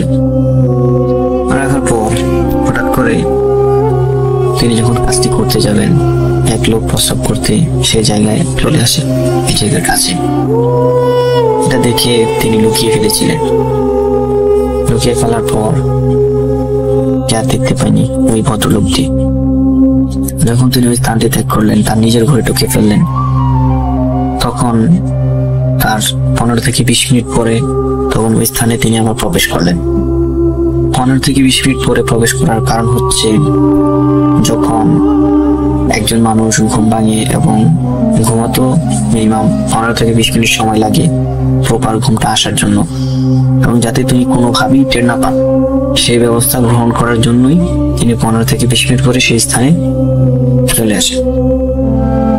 ওই স্থানে তিনি প্রবেশ করলেন তার ইনস্ট্রুমেন্ট গুলা নিয়ে। তাকে যে যে জিনিসগুলো নিয়ে কাজ করার কথা ছিল, তো সেই জিনিসগুলো নিয়ে প্রবেশ করলেন। তো প্রবেশ করার পর তিনি তার কথা মতো পানি ছিটিয়ে দিয়েছিলেন, সোনার উপর পানি ছিটিয়ে দিয়েছিলেন, গোলাপ জল এবং আতর ছিটিয়ে দিয়েছিলেন সেইখানে। দেওয়ার পর আগরবাতি ধরিয়ে দিয়েছিলেন এবং 4 কোণে 4টি মোমবাতি ধরিয়ে দিয়েছিলেন। তিনি মোমবাতিটি নিয়েছিলেন কারণ তাকে যাতে কোনো ক্ষতি করতে না পারে, তো সেই কারণে তিনি 4 কোণে 4টি মোমবাতি ধরিয়ে এবং একটি বৃত্ত কেটে ওইখানে এর ভিতরে মোমবাতিগুলি রাখেন। এবং আমাদের ইসলাম ধর্মের মধ্যে আমাদের নবী করিম সাল্লাল্লাহু আলাইহি ওয়াসাল্লাম কিভাবে গা বন্ধ করতে হয় সেই দোয়া শিখিয়ে দিয়ে গেছিলেন। তো সেই অনুযায়ী তিনি সেভাবে তার গাটা বন্ধ করে নেয়। বন্ধ করার পর তিনি তাকে বললেন যে তুমি যেভাবে যা বলছিলে আমি সেভাবে করে দিয়েছি, এখন তুমি কি করতে চাও? সে বলল তিনি যে রাস্তাটি দিয়ে যাবেন সেখানে অনেক পাতা পড়ে এবং আবর্জনা জমে আছে। সে আবর্জনাটি জমে থাকার কারণে তিনি এর উপর দিয়ে যেতে পারবে না। তো তাকে একটি ঝাড়ু দিয়ে সেই জায়গাটি পরিষ্কার করে দেওয়ার জন্য বলা হলো। তো তিনি বলল আচ্ছা ঠিক আছে, আমি পরিষ্কার করে দেব। তো তিনি তার কথা মতো রীতিমতো সেই জায়গাটি পরিষ্কার করলেন। এরপর তিনি বললেন যে বন্ধু, আমাকে যদি মুক্ত করতে চাও তাহলে তুমি তোমার মন থেকে দোয়া করতে হবে এবং পড়তে হবে সূরা ফাতিহা 1 বার, সূরা ইখলাস 4 বার, সূরা ফালাক 1 বার, সূরা নাস 1 বার। তুমি যদি পড়ো তাহলে আমি তোমার জন্য 2 রাকাত নফল নামাজ পড়ে দোয়া করব।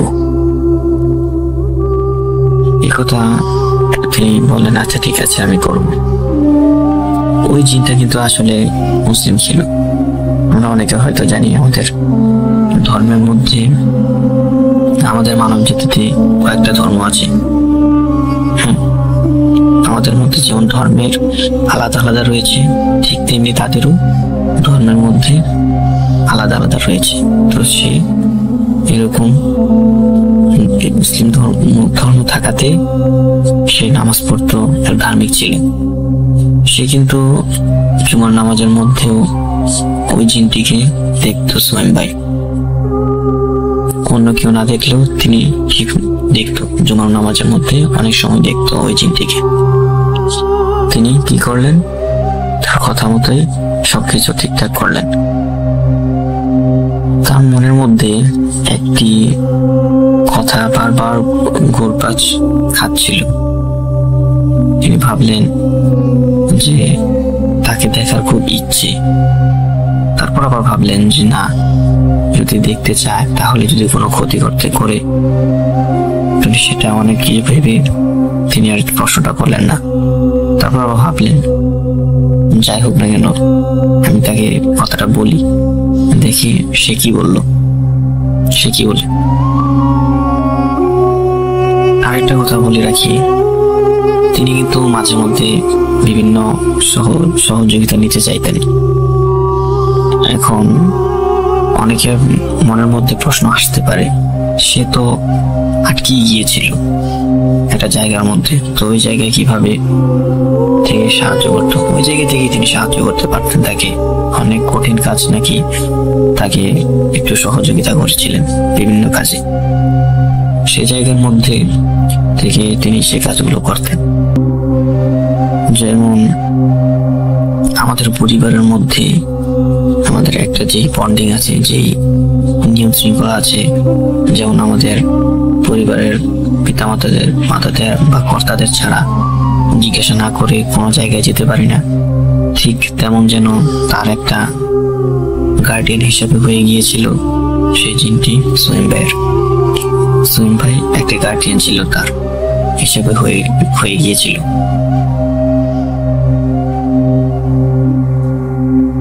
তখন তিনি উপলব্ধি করলেন যে তিনি কাজটা ঠিক করেননি। প্রায় 6-7 মাস তাকে আটকিয়ে রেখে তিনি তার মধ্যে সেই অনুশোচনাটা এনেছিলেন। কিন্তু একই ব্যাপার ছিল, প্রথম অবস্থায় তিনি ভেবেছিলেন যে যদি ছেড়ে দেয় তাহলে অনেকদিন কোনো মানুষকে কোনো ক্ষতি করতে পারে সেভাবে। কিন্তু পরবর্তীতে তিনি এটা ভাবলেন যে এতদিন রেখে তিনি সঠিক কাজ করেননি। আচ্ছা যাই হোক, পরবর্তীতে তিনি 7-5 না ভেবে তাকে বলেই ফেললেন যে তোমাকে আমি দেখতে চাই, তোমার রূপে আমি ভালো একটা তোমার রূপটা আমি দেখতে চাই। তারপর তিনি বলেন আচ্ছা ঠিক আছে, আমি তোমার একটি আবদার পূরণ করব। তিনি একটি রূপ নিলেন। তারপর সোহেম ভাই যা দেখলেন যে একদম সেম সেই লোকটি একজন মানুষের মতো। তারপর তারা মুসাফা করার পর কোলাকুলি করলো। একদম সেই জিনটি চোখে অশ্রু ফেলল, কারণ একটা জায়গার মধ্যে ছিল অনেকদিন, দীর্ঘদিন থাকার পরে তার সাথে ভালো একটি সম্পর্ক হয়ে গিয়েছিল, একটি মায়া কাজ করছিল, যার কারণে তার চোখে দিয়ে পানি চলে আসে। তারপর তিনি চলে যাওয়ার সময় বললেন যে তুমি যখন আমাকে স্মরণ করবে তো তাকে যাতে স্মরণ করার জন্য তার হাতে একটি আয়না দিয়েছিল, আয়নার মতো। যখন তুমি এটাকে হাতে নিয়ে 3 বার আমার নাম বলবে, তখন আমি তোমার সামনে এসে হাজির হব। তো সেটা বলে তিনি সেই জায়গা থেকে চলে যায়।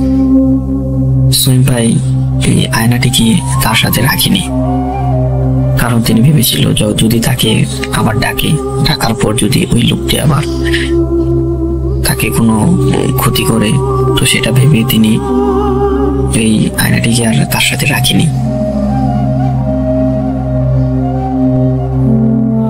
তিনি আয়নাটিকে তার সাথে রাখিনি এই কারণেই। তো তিনি পরবর্তীতে উপলব্ধি করতে পারলেন যে আসলে তার আয়নাটি রাখা উচিত ছিল, কারণ আয়নাটি রাখলে তার সাথে যদি যোগাযোগ করতে পারতেন পরবর্তীতে, তাহলে হয়তো অনেক কাজ তিনি করতে পারতেন, অনেক গরিব দুঃখীদের তিনি সাহায্য করতে পারতেন, এটা ভেবেছিলেন। তো এই ছিল প্রাথমিক স্টেজের ঘটনা। তারপর বিয়ের আগে তার আর কোনো ঘটনা ঘটেনি। 2012 সালে তিনি বিবাহবদ্ধ আবদ্ধ হন। তো সেটা এরপরে তার সাথে ঘটেছিল আর কি, অন্যরকম ঘটনা। তো সেই ঘটনাটি আমি ইনশাল্লাহ আগামী সপ্তাহে আপনাদেরকে সেন্ড করব, যদি রাসেল ভাই এই ঘটনাটি আপনি প্লে করেন। এটি একদম সম্পূর্ণ সঠিক এবং সঠিক ঘটনা। সো বিয়ের পরে তার যে ঘটনাটি ঘটে তার মধ্যে অনেক ক্লাইম্যাক্স রয়েছে। যদি এই ঘটনাটি প্লে করেন তাহলে আমি পরবর্তীতে ওই ঘটনাটি সেন্ড করব। তো আশা করি ভালো থাকবেন, সবাইকে শুভকামনা রইল। আসসালামু আলাইকুম।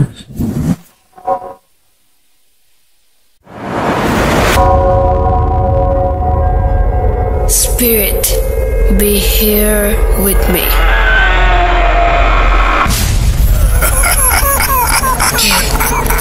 Get to me. Bhoot.com. The fear returns with Russell.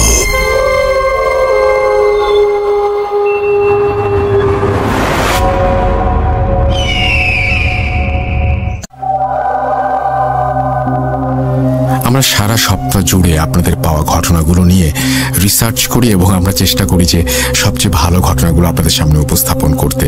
আমাদের প্রতি একটা পরীক্ষা দেওয়ার সময় আপনারা কি বলবেন, আপনাদের পছন্দ হচ্ছে কি না হচ্ছে, এইটা একটা বিরাট টেনশন কিন্তু। এবং আমি আমার জীবনের প্রতিটা মুহূর্ত, আমি লাস্ট 10 বছর ধরে আপনাদের সাথে আছি এবং আমি প্রতিটা মুহূর্তে আপনাদের সাথে থাকছি এবং আপনাদের আনন্দ দেওয়ার চেষ্টা করছি।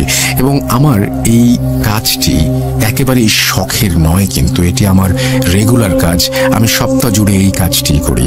এমন নয় যে আমি জাস্ট মনে হলো তাই জন্য এই কাজটি শুরু করে দিলাম। এর পেছনে একটা প্রিপারেশন আছে, আমার 10 বছরের এক্সপিরিয়েন্স আছে। তারপরেও এখনো ভয় লাগে যে আপনারা পছন্দ করবেন কিনা। পরীক্ষা আসলে যেরকম টেনশন হয়, আমারও সেরকম টেনশন হয়। আর যেই মুহূর্তে আপনারা বলেন আজকের ঘটনা ভালো হয়েছে, সেই মুহূর্তে আমার সব ভয় কেটে যায়। আপনারা অনেক ভালো এবং আপনারা সবসময় কাছে আছেন, সাথে আছেন, পাশে আছেন বলেই এই সামনে এগিয়ে চলা। আমাকে অবশ্যই জানান যে আপনারা এই ঘটনাটি কেমন লাগলো সেটা, এবং সেই সাথে আপনারা যারা স্টুডিওতে আসতে চান তারা অবশ্যই আমাদের ইমেইল করে জানান। আমাদের মডারেটরদের জানান যে আপনি ইন্টারেস্টেড, তারা আপনাকে ইনস্ট্রাকশন দেবে, তারা আপনাকে গাইড করবে যে কিভাবে আপনি স্টুডিওতে আসতে পারবেন। এবং আমরা লাইভ শো শুরু করছি, সুতরাং এটা একটা বিরাট ব্যাপার, কিন্তু আপনাদের সহযোগিতা কাম্য এবং আমরা আশা করব যে আপনারা সেই সহযোগিতা আমাদের করবেন। তো যাই হোক, আমরা যেটা করতে চাই সেটা হচ্ছে এখন আমরা নেক্সট ঘটনায় চলে যেতে চাই। এই ঘটনাটি যখন ঘটে সে সময় হয়তো অনেক ঘটনাই ঘটতো, আমার তাই ধারণা ছিল। এই ঘটনাটি ল্যান্ড ফোনের সময়ের ঘটনা, তখন অনেক ঘটনা ঘটবে, এটাই স্বাভাবিক। কিন্তু অবাক হই যে এখনো এই ঘটনা ঘটে। আমরা শুরু করেছিলাম ভয়ের ঘটনা সেই 10 বছর আগে, এখনো পর্যন্ত চলমান এবং এখনো পর্যন্ত নতুন নতুন ঘটনা পাচ্ছি আমরা। আমার কাছে মনে হয় অনেক রাইটারেরও এতদিন পর্যন্ত ঘটনা বানিয়ে লেখা সম্ভব না। তার মানে কি? তার মানে এই ঘটনাগুলো আসলেই ঘটে, এই ঘটনাগুলো আমাদের চারপাশে আছে। আমরা চলে যাচ্ছি আমাদের পরের ঘটনায়। আসসালামু আলাইকুম রাসেল ভাই, আশা করি আপনি ভালো আছেন, সবসময় ভালোর দলেই। আমিও ভালো আছি। Bhoot.com এর সকল শ্রোতাদেরকে আসসালামু আলাইকুম। তো আমি বেশি না বাড়িয়ে আমি আমার ঘটনাতে চলে যাই। সময়টা 2010 কিংবা 11-এর দিকে। আমি তখন ক্লাস 6 অথবা 7-এ পড়ি। তো সময়টা ছিল রোজার সময়। তো রোজার সময় ছিল, তো আমি এটা আমার আর আমার আরেক কাজিনের ঘটনা। তো ও হচ্ছে আমার সমবয়সী। তো আমরা হচ্ছে গিয়ে আমাদের বাসাটা এমন ছিল যে এক বাসা থেকে আরেক বাসা দেখা যায়। তো একদিন হঠাৎ রিকোয়েস্ট করে বললো যে আয় আমরা একসাথে থাকি রাতে বেলা। তো আমিও চিন্তা করলাম ঠিক আছে রাতে বেলা একসাথে থাকা যায়। তো আমি যথারীতি তখন ক্লাস মানে পড়ালেখা শেষ করে এরপর রাতে 10টার দিকে বা এমনই 9টা-10টার দিকে ওদের বাসায় গেলাম। ওদের বাসায়, আমাদের বাসা থেকে ওদের বাসায় হেঁটে যেতে কাইন্ড অফ জাস্ট 2 মিনিট লাগে। তো ঠিক আছে গেলাম। যাওয়ার পর যেহেতু তখন রোজার সময় ছিল, আমরা তেমন কিছু খাওয়া দাওয়া করিনি রাতের বেলা। তো আমরা টিভি দেখছিলাম, এর মধ্যে সবাই শুয়ে পড়েছে। তো আমরা ইউজুয়ালি দুজন একসাথে থাকলে যেটা হয় যে রাতেবেলা টিভি দেখা হয় বা আড্ডা দেওয়া হয়। তো সেইভাবে সবাই বাকি বাসার সবাই শুয়ে পড়েছিল। তো আমি ঘটনা শুরু করার আগে আমি একটি ছোট বর্ণনা দিয়ে দিই যে বাসায় ঘটনাটি ঘটেছে। সেটা হয়েছে যে ড্রয়িং রুমের বরাবর হচ্ছে একটি রুম ছিল, আর ড্রয়িং রুম থেকে হাতের ডান দিকে হচ্ছে আমার কাজিনের রুম ছিল। তো আমরা বেসিক্যালি ঘটনাটি ড্রয়িং রুম কেন্দ্র করেই। তো আমরা ড্রয়িং রুমে বসে বসে আড্ডা দিচ্ছি, সবাই কিন্তু ঘুমিয়ে গেছে। তো আমরা আড্ডা দেওয়ার সময়ের মধ্যে হঠাৎ করে রাতের 2টা কিংবা 1:45টার দিকে এমন একটা শব্দ পেলাম। তো যেহেতু আমি আর ও ঘরের মধ্যে আড্ডা দিচ্ছি, দরজা লাগানো ছিল, টিভি ছাড়া ছিল শুধু। তো আমরা 2 বোন আড্ডা দিচ্ছিলাম, তো ভেবেছি যে অন্য কেউ হয়তো উঠেছে, তো আমরা যে দেখি কে উঠেছে। তো আমি জাস্ট দরজাটা খুলে একটু ফাঁকা করে দেখলাম যে কেউ উঠেছে আর কি। এর মধ্যে দেখলাম যে বরাবর যে রুম ছিল, ওদের বরাবর রুমেই থাকতো হচ্ছে ওর দাদা এবং দাদি।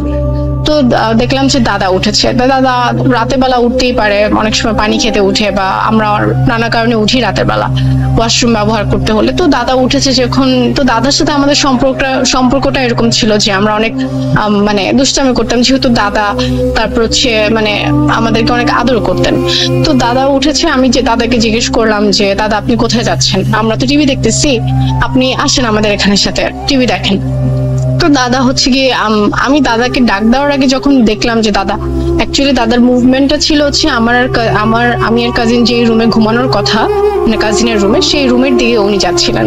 তো আমার কথা শুনে দাদা আমার দিকে ফিরে তাকিয়ে জাস্ট আমার রুমের দিকে, মানে ড্রয়িং রুমের দিকে আসছিলেন। তো আমি খুব মজার ছলে বললাম যে দাদা আমরা তো টিভি দেখতেছি, আসেন আমাদের সাথে বসে টিভি দেখেন। তো এর মধ্যে ঠিক আছে দাদা আসতেছে, আমাদের রুমের দিকে আসছে আর কি। মানে জিনিসটা কেমন, একটু খুব বেশি তাড়াতাড়িও না, আবার খুব বেশি জলদিও না, কাইন্ড অফ যে খুব রিল্যাক্সেশনের মুডে একটা। হ্যাঁ, দাদা আমাদের দিকে আসছে। তো আসার পর যেটা হলো যে আমি আর কাজিন যেহেতু রুমের মধ্যে ছিলাম, মানে ভিতরে ছিলাম। তো দাদা আসার পর সে দেখলাম যে তার এক হাত দিয়ে আমার ডান হাতের কবজি ধরেছে, মানে তার এক হাত দিয়ে আমার ডান হাতের কবজির ওখানে ধরেছে অনেক শক্ত করে, প্লাস হচ্ছে আরেক হাত দিয়ে রুমের দরজাটা বন্ধ করছে। তো তখন আমার এক মুহূর্তের জন্য মাথায় আসলো যে রুমের দরজা কেন বন্ধ করছে দাদা। তখন আমি হচ্ছে অনেক ছোট, মানে ক্লাস 6-7-এ বলতে তখন আমি অনেক ছোট। তখন আমার মাথায় অন্য কোনো কিছু চিন্তা আসার আগে বললাম যে মানে রুমের দরজা বন্ধ করছে এত রাতে বেলা, মানে জিনিসটা একটু ফিসি লাগছে। প্লাস দাদার বয়সটা বলি, দাদার বয়স কম হলেও তখন 90-এর কাছাকাছি বা 85 আমি যদি ধরি। তো 85 বছরের একজন বৃদ্ধার হাতে এত জোর কখনোই থাকবে না, সে এত জোরে আমার হাতটা ধরেছে, আই ক্যান ফিল। সো এরপর কি হয়েছে, দাদা যখন দরজা লাগানোর চেষ্টা করছে, তো আমি র্যান্ডমলি দাদার সাথে কথা বলতেছিলাম যে দাদা কি হয়েছে, বা আপনি আসেন বসেন আমাদের সাথে। তখনও আমি দুষ্টামির মুডেই আসছি। এর মধ্যে কি করেছে আমার কাজিনটা, কি করেছে সামহাও, যখন দাদা মানে আমার আর দাদার কনভারসেশন হচ্ছিল, সামহাও সে এই রুম থেকে বের হয়ে ওর রুমের দিকে চলে গেছে। তো ওর রুমের আর ড্রয়িং রুমের ডিস্টেন্সটা কাইন্ড অফ কত, একটা রুমের মতো মানে 7-8 ফিটের মতো ডিস্টেন্স হবে ওর রুমের মধ্যে আর ড্রয়িং রুমের মধ্যে। তো ও কিন্তু চলে গেছে। তখন আমার চিন্তা হচ্ছে আমি কিভাবে এখান থেকে বের হব, কারণ এটা খুব আনবিলিভেবল, মানে যে জিনিসগুলো হচ্ছে আমার সাথে। দাদা মেন কথা হচ্ছে দাদা কোনো রিপ্লাই দিচ্ছে না। আমি দাদার সাথে অনবরত কথা বলছি, কিন্তু দাদা কোনো রিপ্লাই দিচ্ছে না। তো এরপর হচ্ছে আমি হাতটা ছেড়ে, আল্লাহর কি রহমত আমি জানি না, আমি হাত ছেড়ে দৌড় দিয়ে ওর রুমে যে ড্রয়িং রুম থেকে ওর রুমে যে দরজাটা লাগিয়ে জাস্ট আমি কাঁপা শুরু করেছি যে মানে কি হলো, মানে কি হচ্ছে। তো আমি আমার কাজিনকে জিজ্ঞেস করলাম তুই আমাকে রেখে কেন চলে আসলি।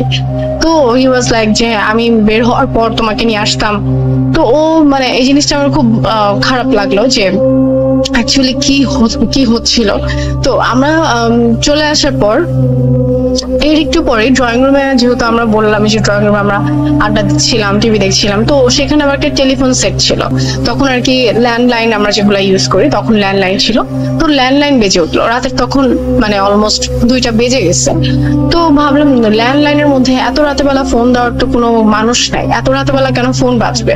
তো আমরা আরো নার্ভাস হয়ে গেছি যে এত রাতেবেলা কি ফোন দিল, আমরা কি উঠে ফোন ধরবোই কিনা বা যাবো কিনা, এই সাহসটুকু আমাদের আর হচ্ছে না। তো এরপর অলমোস্ট এমন মানে এত ভয় করছিল, ভয় কাট মানে আর এখান থেকে হিল করার কোনো কিছু পাচ্ছিলাম না যে আমরা কাউকে ডাক দিয়ে বলবো কাহিনী বা এরকম কিছু, কোনো কিছুরই সাহস হচ্ছে না। তো একটু সাহস সঞ্চার করলাম, যেহেতু রোজার দিন, 2:30-3:45 দিকে সবাই উঠে যায় সেহরির জন্য। তো সেহরির জন্য যখন উঠলো সবাই, তখন আমরা দেখলাম সবকিছু নর্মাল বলতে আমরা যে সোফার রুমে ছিলাম সেখানে টিভি দেখছিলাম, সেখানে সবাই যে খাওয়া দাওয়া করছে, মানে ইউজুয়ালি সেহরির সময় তারা টিভি দেখে মানে দেখা যায় যে টিভির সামনে বসে বসে খাওয়া দাওয়া করে আর কি। তো সেখানে দেখলাম দাদাকেও সে নর্মালি খাওয়া দাওয়া করছে, আমরা সবাই খাওয়া দাওয়া করলাম। তো আমার আর সেদিন আর খাওয়া দাওয়া মানে সেহরিতে আর খাওয়া হলো না, মানে আমার ভালো লাগছিল না। আমার কথা হচ্ছে আমি কতক্ষণে বাসায় আসবো। তো আমি আমার কাজিনকে বললাম যে আমি এখনই বাসায় যেতে চাই। তো আমাকে বললো দরকার নেই এখন না, তো তুমি এখন কিভাবে যাবে। আমি বলছি না, আমার বাসায় মানুষ উঠছে সেহরি খাওয়ার জন্য, আমি চলে যাবো। তো বলছে না থাক, আমি সকালবেলা উঠাই, তুমি সকালবেলা উঠেই চলে যাবো, এখন রাতের বেলা গেলে দরকার নেই। তো আচ্ছা ঠিক আছে। তো এরপর সবাই যখন উঠলো, সবকিছু সিচুয়েশন খুব নর্মাল, মানে তখন একটু সাহস সঞ্চয় হলো। তো সেদিন চলে গেল, সকালবেলা উঠে আমি বাসায় চলে আসলাম। তো ওই দিনের কাহিনী বা ওই দিন রাতের বেলার কাহিনী আমি কাউকে বলিনি। তো 2 দিন পর আমার সেই কাজিন আমার বাসায় আসছে। তো বাসায় আসার পর বললো যে তুমি কি কাজিন মানে কথা কি কাউকে বলছো নাকি। তা আমি বললাম না, আমি তো কাউকে বলি নাই, কিন্তু আমি কি বলবো। তো বলতেছে শোনো তাহলে আমি তোমাকে একটা কথা বলি, আসলে ওই দিন রাতের যা হয়েছে আমি জানি, এটা বললে তুমি আরো ভয় পেয়ে যাবা। আমি বলছি কি হয়েছে, বলে কি আসলে মানে দাদা উঠে নাই সে রাতেবেলা। বলছি কেন, তাহলে আমরা কার সাথে কথা বলছি। বলে কি অ্যাকচুয়ালি দাদা উঠে নাই, কারণ দাদু যখন ঘুমায় মানে দেখা যায় যে দাদা যখন উঠবে তখন দাদুকে পার হয়ে উঠতে হয়। তো যেটা হয় যে দাদা উঠলে অবশ্যই দাদু বুঝবে। তো আমরা যখন দাদুকে জিজ্ঞেস করেছি যে দাদু তুমি কি মানে রাতবেলা উঠা হয়েছিল কিনা, তখন দাদু বলছে যে না উঠি নাই, আমরা উঠিই নাই, আমরা সেরির আগে কেউই উঠি নাই। প্লাস হচ্ছে আমরা আরো শব্দ পাইছি যে তোরা টিভি দেখতেছিলি, তো আমরা তো উঠি নাই। আর উঠলেও তো আমি বুঝতাম, তোর দাদা উঠলে আমি বুঝতাম, কারণ আমাকে পার হয়ে তো তার নামতে হবে খাট থেকে। তাদের আবার অনেক বড় পালং ছিল, উঁচা পালং, আগের দিনের যে পালং গুলো থাকে। তো চিন্তা করলাম তো ওটা কে ছিল। তো বলছে না আমরা তো যখন, তারপরে ও আমাকে আমরা অনেক ক্যালকুলেশন মেলানোর চেষ্টা করলাম যে আমরা যখন সেহরির সময় উঠেছিলাম তখন দেখলাম যে সবকিছু নর্মাল। তখনই তো দাদাও খুব নর্মাল, বা সবকিছু সচরাচর যেভাবে চলে, যেরকম পরিবেশ থাকে সেরকম পরিবেশে। তো সেখানে কে ছিল, দাদা ছিল না। প্লাস হচ্ছে গিয়ে মানে একটা বৃদ্ধ মানুষের এত শক্তি কখনোই আমি জানি না কখনো হতে পারে কিনা। আমি যখন আমাকে হাত ধরেছে আমার মনে হয়েছে যে আমি হাতটা ছুটাতে পারবো না। আর এরকম বিহেভিয়ারের কোনো মানে হয় না, কারণ এসে দরজা লাগানোর পর তার মুখে র্যান্ডমলি একটা মুচকি হাসি ছিল। সে কিন্তু কোনো কথা বা কোনো কনভারসেশন আমাদের সাথে বাড়ায়নি বা কোনো কনভারসেশন আমাদের সাথে করেনি, তার মুখে একটা মুচকি হাসি ছিল। তো ব্যাপারগুলো আমাকে আরো বেশি মানে তখন চিন্তা করলাম যে আসলে দাদা ছিল কিনা বা এটা কে ছিল। তো এরপর হচ্ছে এই কথা শোনার পর আমি আরো ভয় পেয়ে যাই যে অ্যাকচুয়ালি ওটা দাদা ছিল না। তো এরকম অনেকদিন পর দেখলাম যে ও নিজেই বললো যে আমাদের বাসায় এরকম আসলে অনেক ঘটনা হয়, আমি আসলে তোমাকে বলি নাই কখনো যে তুমি ভয় পাবা বা তুমি আমাদের বাসায় থাকতে আসবা না, কিন্তু আমাদের বাসায় এরকম র্যান্ডমলি অনেক ঘটনা হয়। যেমন হচ্ছে আরো কিছু ঘটনা আছে, ছোটখাটো ঘটনাগুলো, কিন্তু ইনশাল্লাহ আরেকদিন পাঠাবো সে ঘটনাগুলো। আমার ঘটনাটা ভালো লাগলে অবশ্যই শেয়ার করবেন রাসেল ভাই। আর food.com নতুন করে চালু করার জন্য ধন্যবাদ, কারণ এখানে দেখা যায় অনেক সময় আমি আগে সময় না হওয়ার জন্য ভূত FM শোনা হতো না, কিন্তু food.com যেহেতু রেকর্ডেড থাকে তখন আমি আমার সময় মতো শুনতে পারি, বা দেখা যায় আমরা কাজিনরা একসাথে নাইট স্টে করলে সেখানে শুনতে পারি। এটা খুবই ভালো একটা ইনিশিয়েটিভ হয়েছে। Thank you so much Russell ভাই, সবাই ভালো থাকবেন।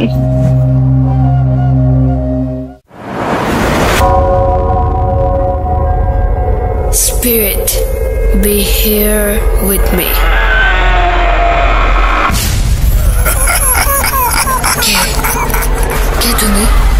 Bhoot.com. The fear returns with Russell.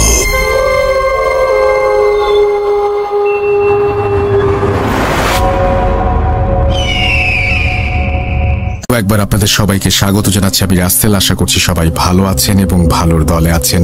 আমরা আমাদের পরবর্তী ঘটনায় যাব এবং আশা করছি যে এই ঘটনাটি আপনাদের অনেক বেশি আনন্দ দেবে এবং এটি আমাদের লিসেনারের পাঠানো একটি ঘটনা এবং এই সপ্তাহে আমরা প্রচুর পরিমাণে ঘটনা পেয়েছি যেগুলো ইমেল পেলে আমার সবসময় ভালো লাগে এবং আজকেও ইমেল পেয়ে আমার ভালো লাগছে এবং আশা করছি যে আপনাদেরও ভালো লাগবে। আমরা চলে যাচ্ছি আমাদের ঘটনায়। আসসালামু আলাইকুম রাসেল ভাই, আশা করছি আপনি ভালো আছেন, কারণ আমি জানি আপনি সবসময় ভালোর দলে।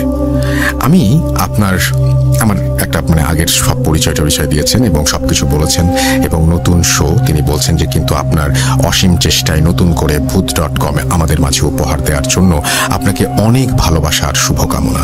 আমি আপনার ইউটিউবের সকল ভিডিও দেখি।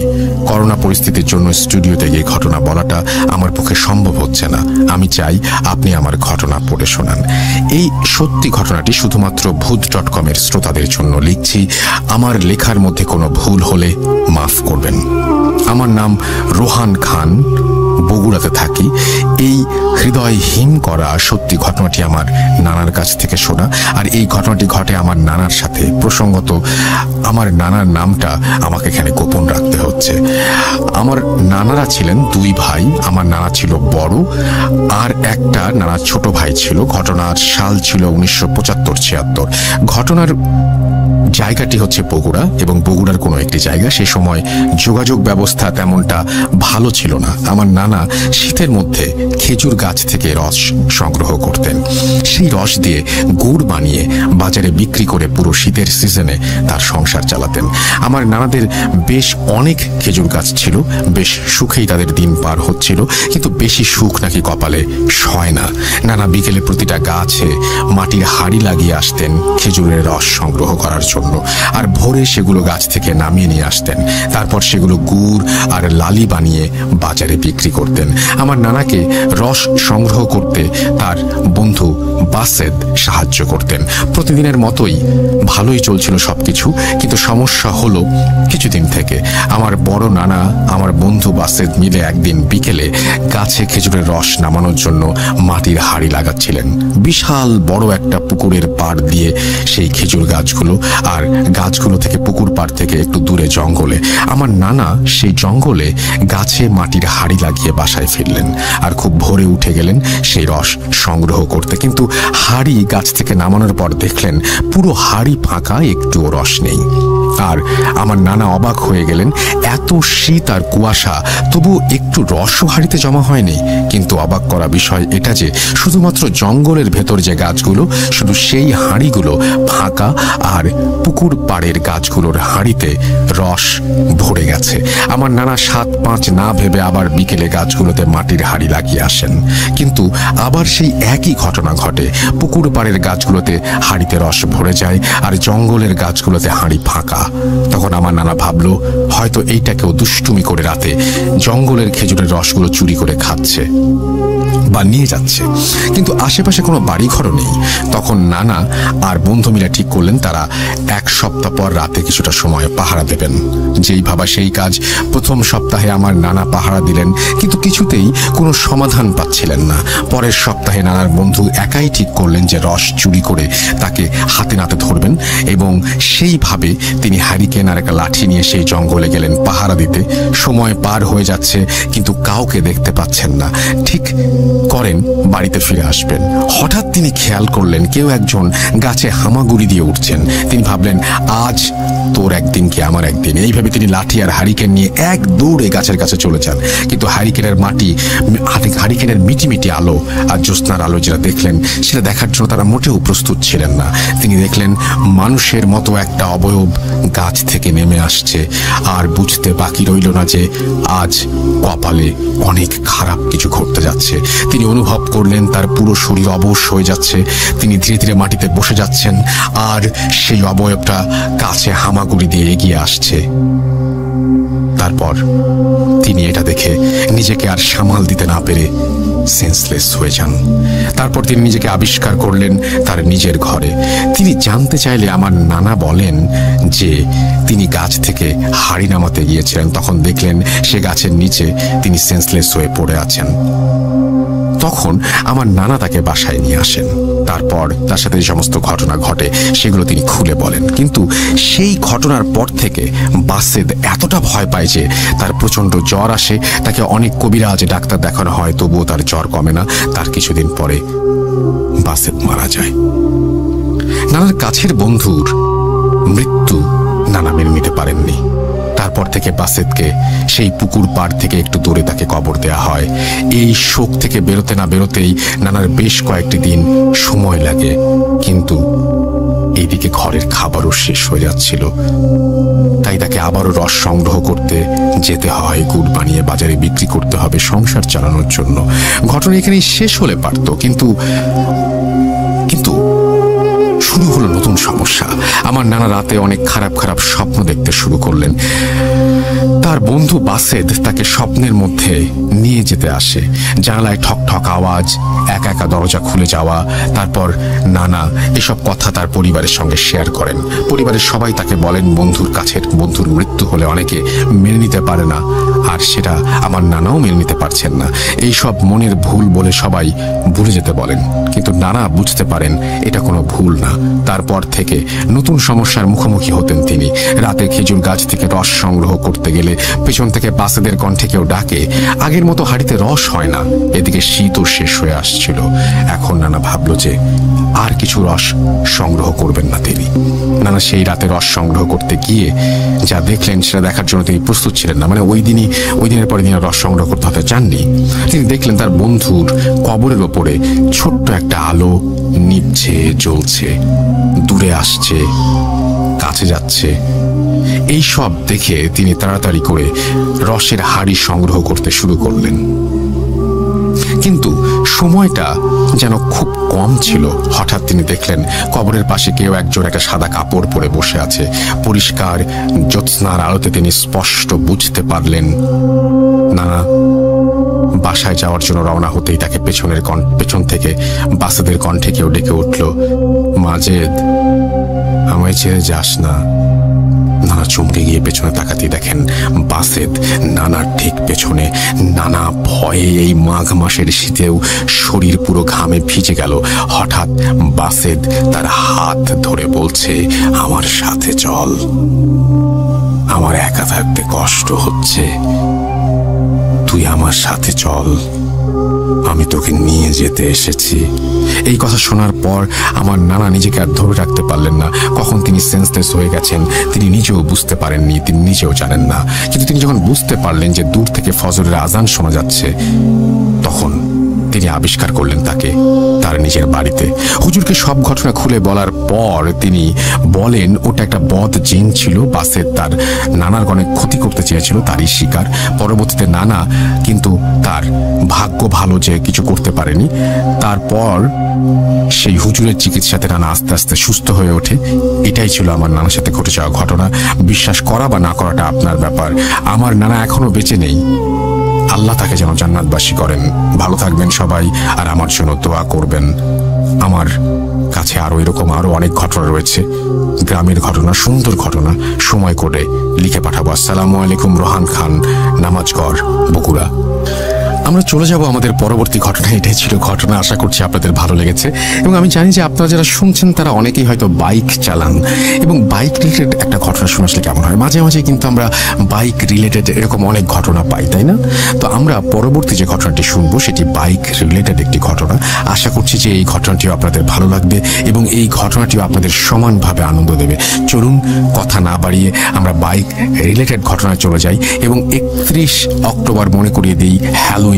আপনারা বেশি বেশি করে ঘটনা পাঠান হ্যালোইন স্পেশাল এপিসোডের জন্য। যদি কেউ স্টুডিওতে এসে হাজির হতে চান তাহলে সেটাও করতে পারেন। আপনারা আমন্ত্রিত আমাদের স্টুডিওতে। আশা করছি যে আপনারা বেশি বেশি করে ঘটনা পাঠাবেন। চলুন চলে যাই আমাদের পরবর্তী ঘটনায়।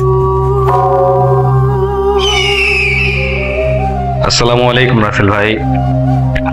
আশা করি আপনি ভালো আছেন। আমি ফাহাদ ওবায়দুল্লাহ বলছি খুলনা বিভাগের নড়াইল জেলা থেকে। আমার গ্রামের নাম হচ্ছে মহাজন। তো রাসেল ভাই 2014 থেকে আমি আপনাকে শুনছি, আপনার প্রোগ্রামটি শুনছি। অসম্ভব ভালো লাগে আপনার এই প্রোগ্রামটি। তো আশা করি প্রোগ্রামটি চালিয়ে যাবেন, ভূত এফএমের মতো বন্ধ করে দিবেন না প্লিজ। যাই হোক, লিসনারদের জন্য আমার একটা কথা আছে। লিসনার যারা শুনছেন সবাইকে বলছি যে অনেকে আছেন বিশ্বাস করেন না, অনেকে আছে বিশ্বাস করেন। তো আমি একটা কথাই বলতে চাই যে এগুলা যাদের সাথে ঘটে, যারা এক্সপেরিয়েন্স করে, একমাত্র তারাই বুঝে আসলে এগুলা আসলেই ঘটে কিনা। আর আমিও রাসেল ভাইয়ের মতো একটা কথা বলবো, বিশ্বাস করা না করা একমাত্র আপনারই ব্যাপার, সম্পূর্ণ আপনার ব্যাপার। তো যাই হোক, আমি ঘটনায় চলে যাচ্ছি। তো ঘটনার দিন আমাদের একটা পিকনিকের প্রোগ্রাম হয় বাজারে। তো আমরা 10-12 জন ফ্রেন্ড মিলে পিকনিকটা করছি। তো রান্না বান্না তখনও 10টা বাজে, আরো মিনিমাম 1 ঘন্টা লাগবে রান্না বান্না শেষ হইতে। তো ভাবলাম যে এই সময়টা লেটস হ্যাভ আ রাইড। আমাদের একটা পালসার বাইক ছিল। তো আমি আর আমার একটা ফ্রেন্ড, ওর নাম হচ্ছে প্লাবন, আমরা দুজন মিলে একটা আমাদের গ্রামের ভিতর দিয়ে মেইন রোড, বললাম যে ওই রোডটাতে আমরা একটু স্পিড অ্যাচিভ করার ট্রাই করি, কতটুকু উঠে, মানে এই বয়সটাতে এই এজটাতে যা হয় আর কি, যদি ওটা ঠিক না। তো আমাদের গাড়ি আমরা চালাচ্ছি প্রায় 95 প্লাস। তো আমাদের ওই রাত 10টার সময় প্রায় কি পুরোই ফাঁকা হয়ে যায় পুরো রোডটা। তো আমরা এরকম স্পিডে চালাচ্ছি। তো আমি রাইড করতেছিলাম। তো আমাদের এখানে একটা গ্রাম আছে, নাম হচ্ছে মাটিয়াডাঙ্গা। তো মাটিয়াডাঙ্গার তিনটা রোডের একটা জয়েন্ট আছে, জয়েন্টের ওখানে একটা বট গাছ, আর বট গাছের আগে বেশ কিছু বাঁশ ঝাড়, লাইক 2 পাশ থেকে উঠে পুরো রোডটাকে একদম কভার করে দিছে, বেশ খানিকটা জায়গা কভার করা। তারপর হচ্ছে বট গাছটা 3টা মাথার মোড়। তো ওই বাঁশ বাগানের ওই জায়গাটা এসে আমাদের বাইক টোটালি ইঞ্জিন অফ হয়ে যায়, হেডলাইট অফ হয়ে যায়, টোটালি আমরা সেকেন্ডের ভিতরে ব্ল্যাঙ্ক আউট। তো রোডটা আমার পরিচিত, ওইখানে একটা মোড়ও ছিল। যাই হোক, মোড়টা আমি কোনোভাবে ওই 95 স্পিডে, বেশ অন্ধকার, কিন্তু ওই সিচুয়েশন আমি কন্ট্রোল করে থামাইতে বট গাছের নিচে এসে গাড়িটা থামাইছি। তো ওকে বললাম নাম, আমরা দুইজনই আসলে পুরাই ভয় পেয়ে গেছি, আসলে কি হলো এটা মোটেও পসিবল না, এটা পালসার বাইক, এটা মোটেও পসিবল না। ইঞ্জিন অফ হইতে পারে, ইঞ্জিনের আরপিএম ক্রস করে গেলে বন্ধ হইতে পারে, বাট হেডলাইট তো ব্যাটারির সাথে, যাই হোক কানেকশন তাও অফ হয়ে যাওয়ার কোনো স্কোপ নেই। তারপর হয়েছে, তো আমরা ট্রাই করতেছি বিভিন্নভাবে বাইকটা স্টার্ট দেওয়ার জন্য, বাট সেলফোন নিচ্ছে না, কি কেউ নিচ্ছে না। বাইকে তেল ছিল, আমরা ঝাঁকাইছি বাইকটা, কোনোভাবেই কিছু হচ্ছে না। তো এই সিচুয়েশনে আমরা ওইখানে প্রায় 10 মিনিট ওভার করে ফেলছি বট গাছের নিচে। রাস্তা দিয়ে কোনো গাড়িও যাচ্ছে না যে কারো কাছে হেল্প যাবো। তো এইভাবে হঠাৎ করে মোটামুটি বোঝা যাচ্ছে একটা লোক আসলো, বয়স সর্বোচ্চ গেলে 23-24 হবে, ফর্সা মতো, একটু হ্যাংলা পাতলা। তো ওই মুখে দাঁড়িয়ে আছে। ওই সিচুয়েশনে ওই লোকটা আনএক্সপেক্টেড ছিল আমাদের কাছে। তো উনি খুব সুন্দর আমাদের সাথে, আর এই অন্ধকারের ভিতরও তার যেন কেমন জানি বোঝা যাচ্ছে তার ফেসটা, সে একটু ফর্সা মতো, বাট একটু হ্যাংলা পাতলা। তো আমাদের বলতেছে, ভাই আপনারা কার? আমি বললাম যে আমাদের বাসা অমগ্রামে। তো এই দিতে যাচ্ছিলাম, হঠাৎ করে এইভাবে আমি পুরো ঘটনা তাকে খুলে বলি। তো সে বলে, আমি কি একটু ট্রাই করতে পারি, আমাকে একটু চেষ্টা করতে দিবেন? বলে হ্যাঁ শিওর, করেন। তো সে প্রথমবার হয়নি, দ্বিতীয়বার সে জানি না কি হবে, সে কিক দিয়ে স্টার্ট করে ফেলছে, যেটা আমরা 5-10 মিনিটস ধরে ট্রাই করতেছিলাম। আমি মোটামুটি বাইক সম্পর্কে আমার আইডিয়া আছে, কিন্তু আমি পারতেছিলাম না, বাট সে এসে পারছে। যাই হোক, আমাদের বললো, ভাই রাত অনেক হয়েছে, আপনারা এইসব জায়গায় চলাফেরা করবেন না কখনোই, এটা রিস্কি, জায়গাটা ভালো না। তো আমি বললাম যে ভাই আপনাকে তো চিনলাম না। আমি চিনতাম, গ্রামের লোকজনকে চিনতাম মোটামুটি। আমি জিজ্ঞেস করলাম, ভাই আপনার বাসা কোন গ্রামে, আপনার বাসা কোথায়? তো সে কেমন জানি আঙ্গুলটা, মানে কোনো একটা রোডের দিকেও না, একদম বাঁশঝাড়ের দিকে আঙ্গুলটা তুলছে। আমি আসলে ভেবা চেকে খাই যে আসলে কি হইলো। ওদিকে হাত করলো, তো আমি আর কোনো প্রশ্ন না করে আমি বললাম আচ্ছা আসসালামু আলাইকুম, আসি। সে কিন্তু একজন হুজুর মনে হচ্ছিল তাকে। তো সালাম দিয়ে আমি অনেক কাজ করতে পারছি যে আসলে বিষয়টা কি হচ্ছে, বা মানে আমার কেমন জানি এবার একটু সন্দেহ হচ্ছে। তো আমি আমার ফ্রেন্ডটাকে প্লাবনকে জাস্ট 2 সেকেন্ড বাইকটা আমি চালাইছি, 5 হাত বা 6 হাত আমরা আগাইছি। ওকে আমি বললাম যে ভাই পিছনে তাকাতো, তো জাস্ট পিছনে তাকায় বললো যে, পিছনে ঘুরে বললো যে ফাহাদ বাইক জোরে টান। তো মানে টোটালি সে ওই 2 সেকেন্ডের ভিতরে একদম হাওয়া, তাকে আমাদের দেখার কথা, কিন্তু সে 2 সেকেন্ডের ভিতরে কোন দিকে গেল হাওয়া। তো আমি বাসায় চলে আসি বাইক টেনে, ওই দিন আর পিকনিকে যাইনি। তো ভাই আমি পরে খোঁজখবর নিছি, বাইকের কাছেও খোঁজখবর নিছি। এটা আসলে বাইকটা ব্যাটারি থেকে কোনোভাবেই, হেডলাইট তো ব্যাটারিতে চলে, তো কোনোভাবে বন্ধ হওয়ার কথা না। তো আর একটা বিষয় হচ্ছে, গ্রামের কিছু প্রবীণ মুরব্বীদের কাছে আসলে বিষয়টা আমি মেনে নিতে পারতেছিলাম না। তো যেহেতু আপনাকে আমি শুনি, আসলে আমার ইচ্ছে ছিল যে দেখি এটার গভীরে যে কি হয়। তো আমি প্রবীণদের কাছে জিজ্ঞেস করে শুনলাম যে আমাদের ওই দিক দিয়ে বাস চলাচল করে আমাদের বাসার সামনে দিয়ে, মহাজন টু ঢাকা। তো ওই রোডে এক সময় একটা ড্রাইভার দেখছে যে রোডের ভিতরে অনেক বড় একটা অজগর, অনেক বড়। তো এটা আসলে আমার শোনা, প্রবীণদের কাছ থেকে শোনা, আমার নিজের বানানো কথা না। তো এটা দেখে সে মানে কন্ট্রোল করতে যেয়ে ভয় পেয়েছে, ওই বট গাছের গোড়ায় মেরে দিছিল। ইভেন এখনো গাছে একটু হইলে বোঝা যায় যে আসলে এখানে বড় একটা আঘাত আছে গাছে। তো গাছে মেরে দেয়। তো সে তার সাইডটা বাঁচায় নেয়, তার অনেক বেশি হতাহত, মানে তার হতাহত হয়নি, সে অনেক বেশি কাটা ছেঁড়া, সবারই খুব বাজে অবস্থা ছিল। তো এটাই হচ্ছে ঘটনা। তো আমার যা মনে হচ্ছে ভাই, আমার মনে হলে কি হবে তারপরও বলি, যেমন হতে পারে যে আমরা এই যে ঘটনাটা, এই জায়গাটা আসলেই খারাপ, আমরা যেটা ফেস করছি, কোন একটা ভালো কিছু এসে আমাদেরকে সেভ করছে, আমাদের সাথে হয়তো খারাপ কিছু হতে পারতো। তো এটা আমি জানি না এটা কোনো ভৌতিক কাহিনী কিনা, এটা কি আসলে আমার লাইফে ঘটছে, এটা আমার কাছে হরর মনে হয়েছে। লিটারেলি আমি একা একটা রুমে বসে আপনাকে বলছি, তা আমার লিটারেলি আমি ঘেমে যাচ্ছি। তো এই ছিল রাসেল ভাই ঘটনা। ভালো থাকবেন, আমার জন্য দোয়া করবেন। ভূত FM, ভূত.com, এখন তো ভূত.com চালিয়ে যান। যদি আমার এই ঘটনাটা সিলেক্টেড হয় আমাকে অবশ্যই জানাবেন। আপনার ফিডব্যাকের জন্য আমি আসলে অধীর আগ্রহে অপেক্ষা করতেছি। আবার আপনাদের স্বাগত জানাচ্ছি আমি রাসেল, ভূত.com-এ।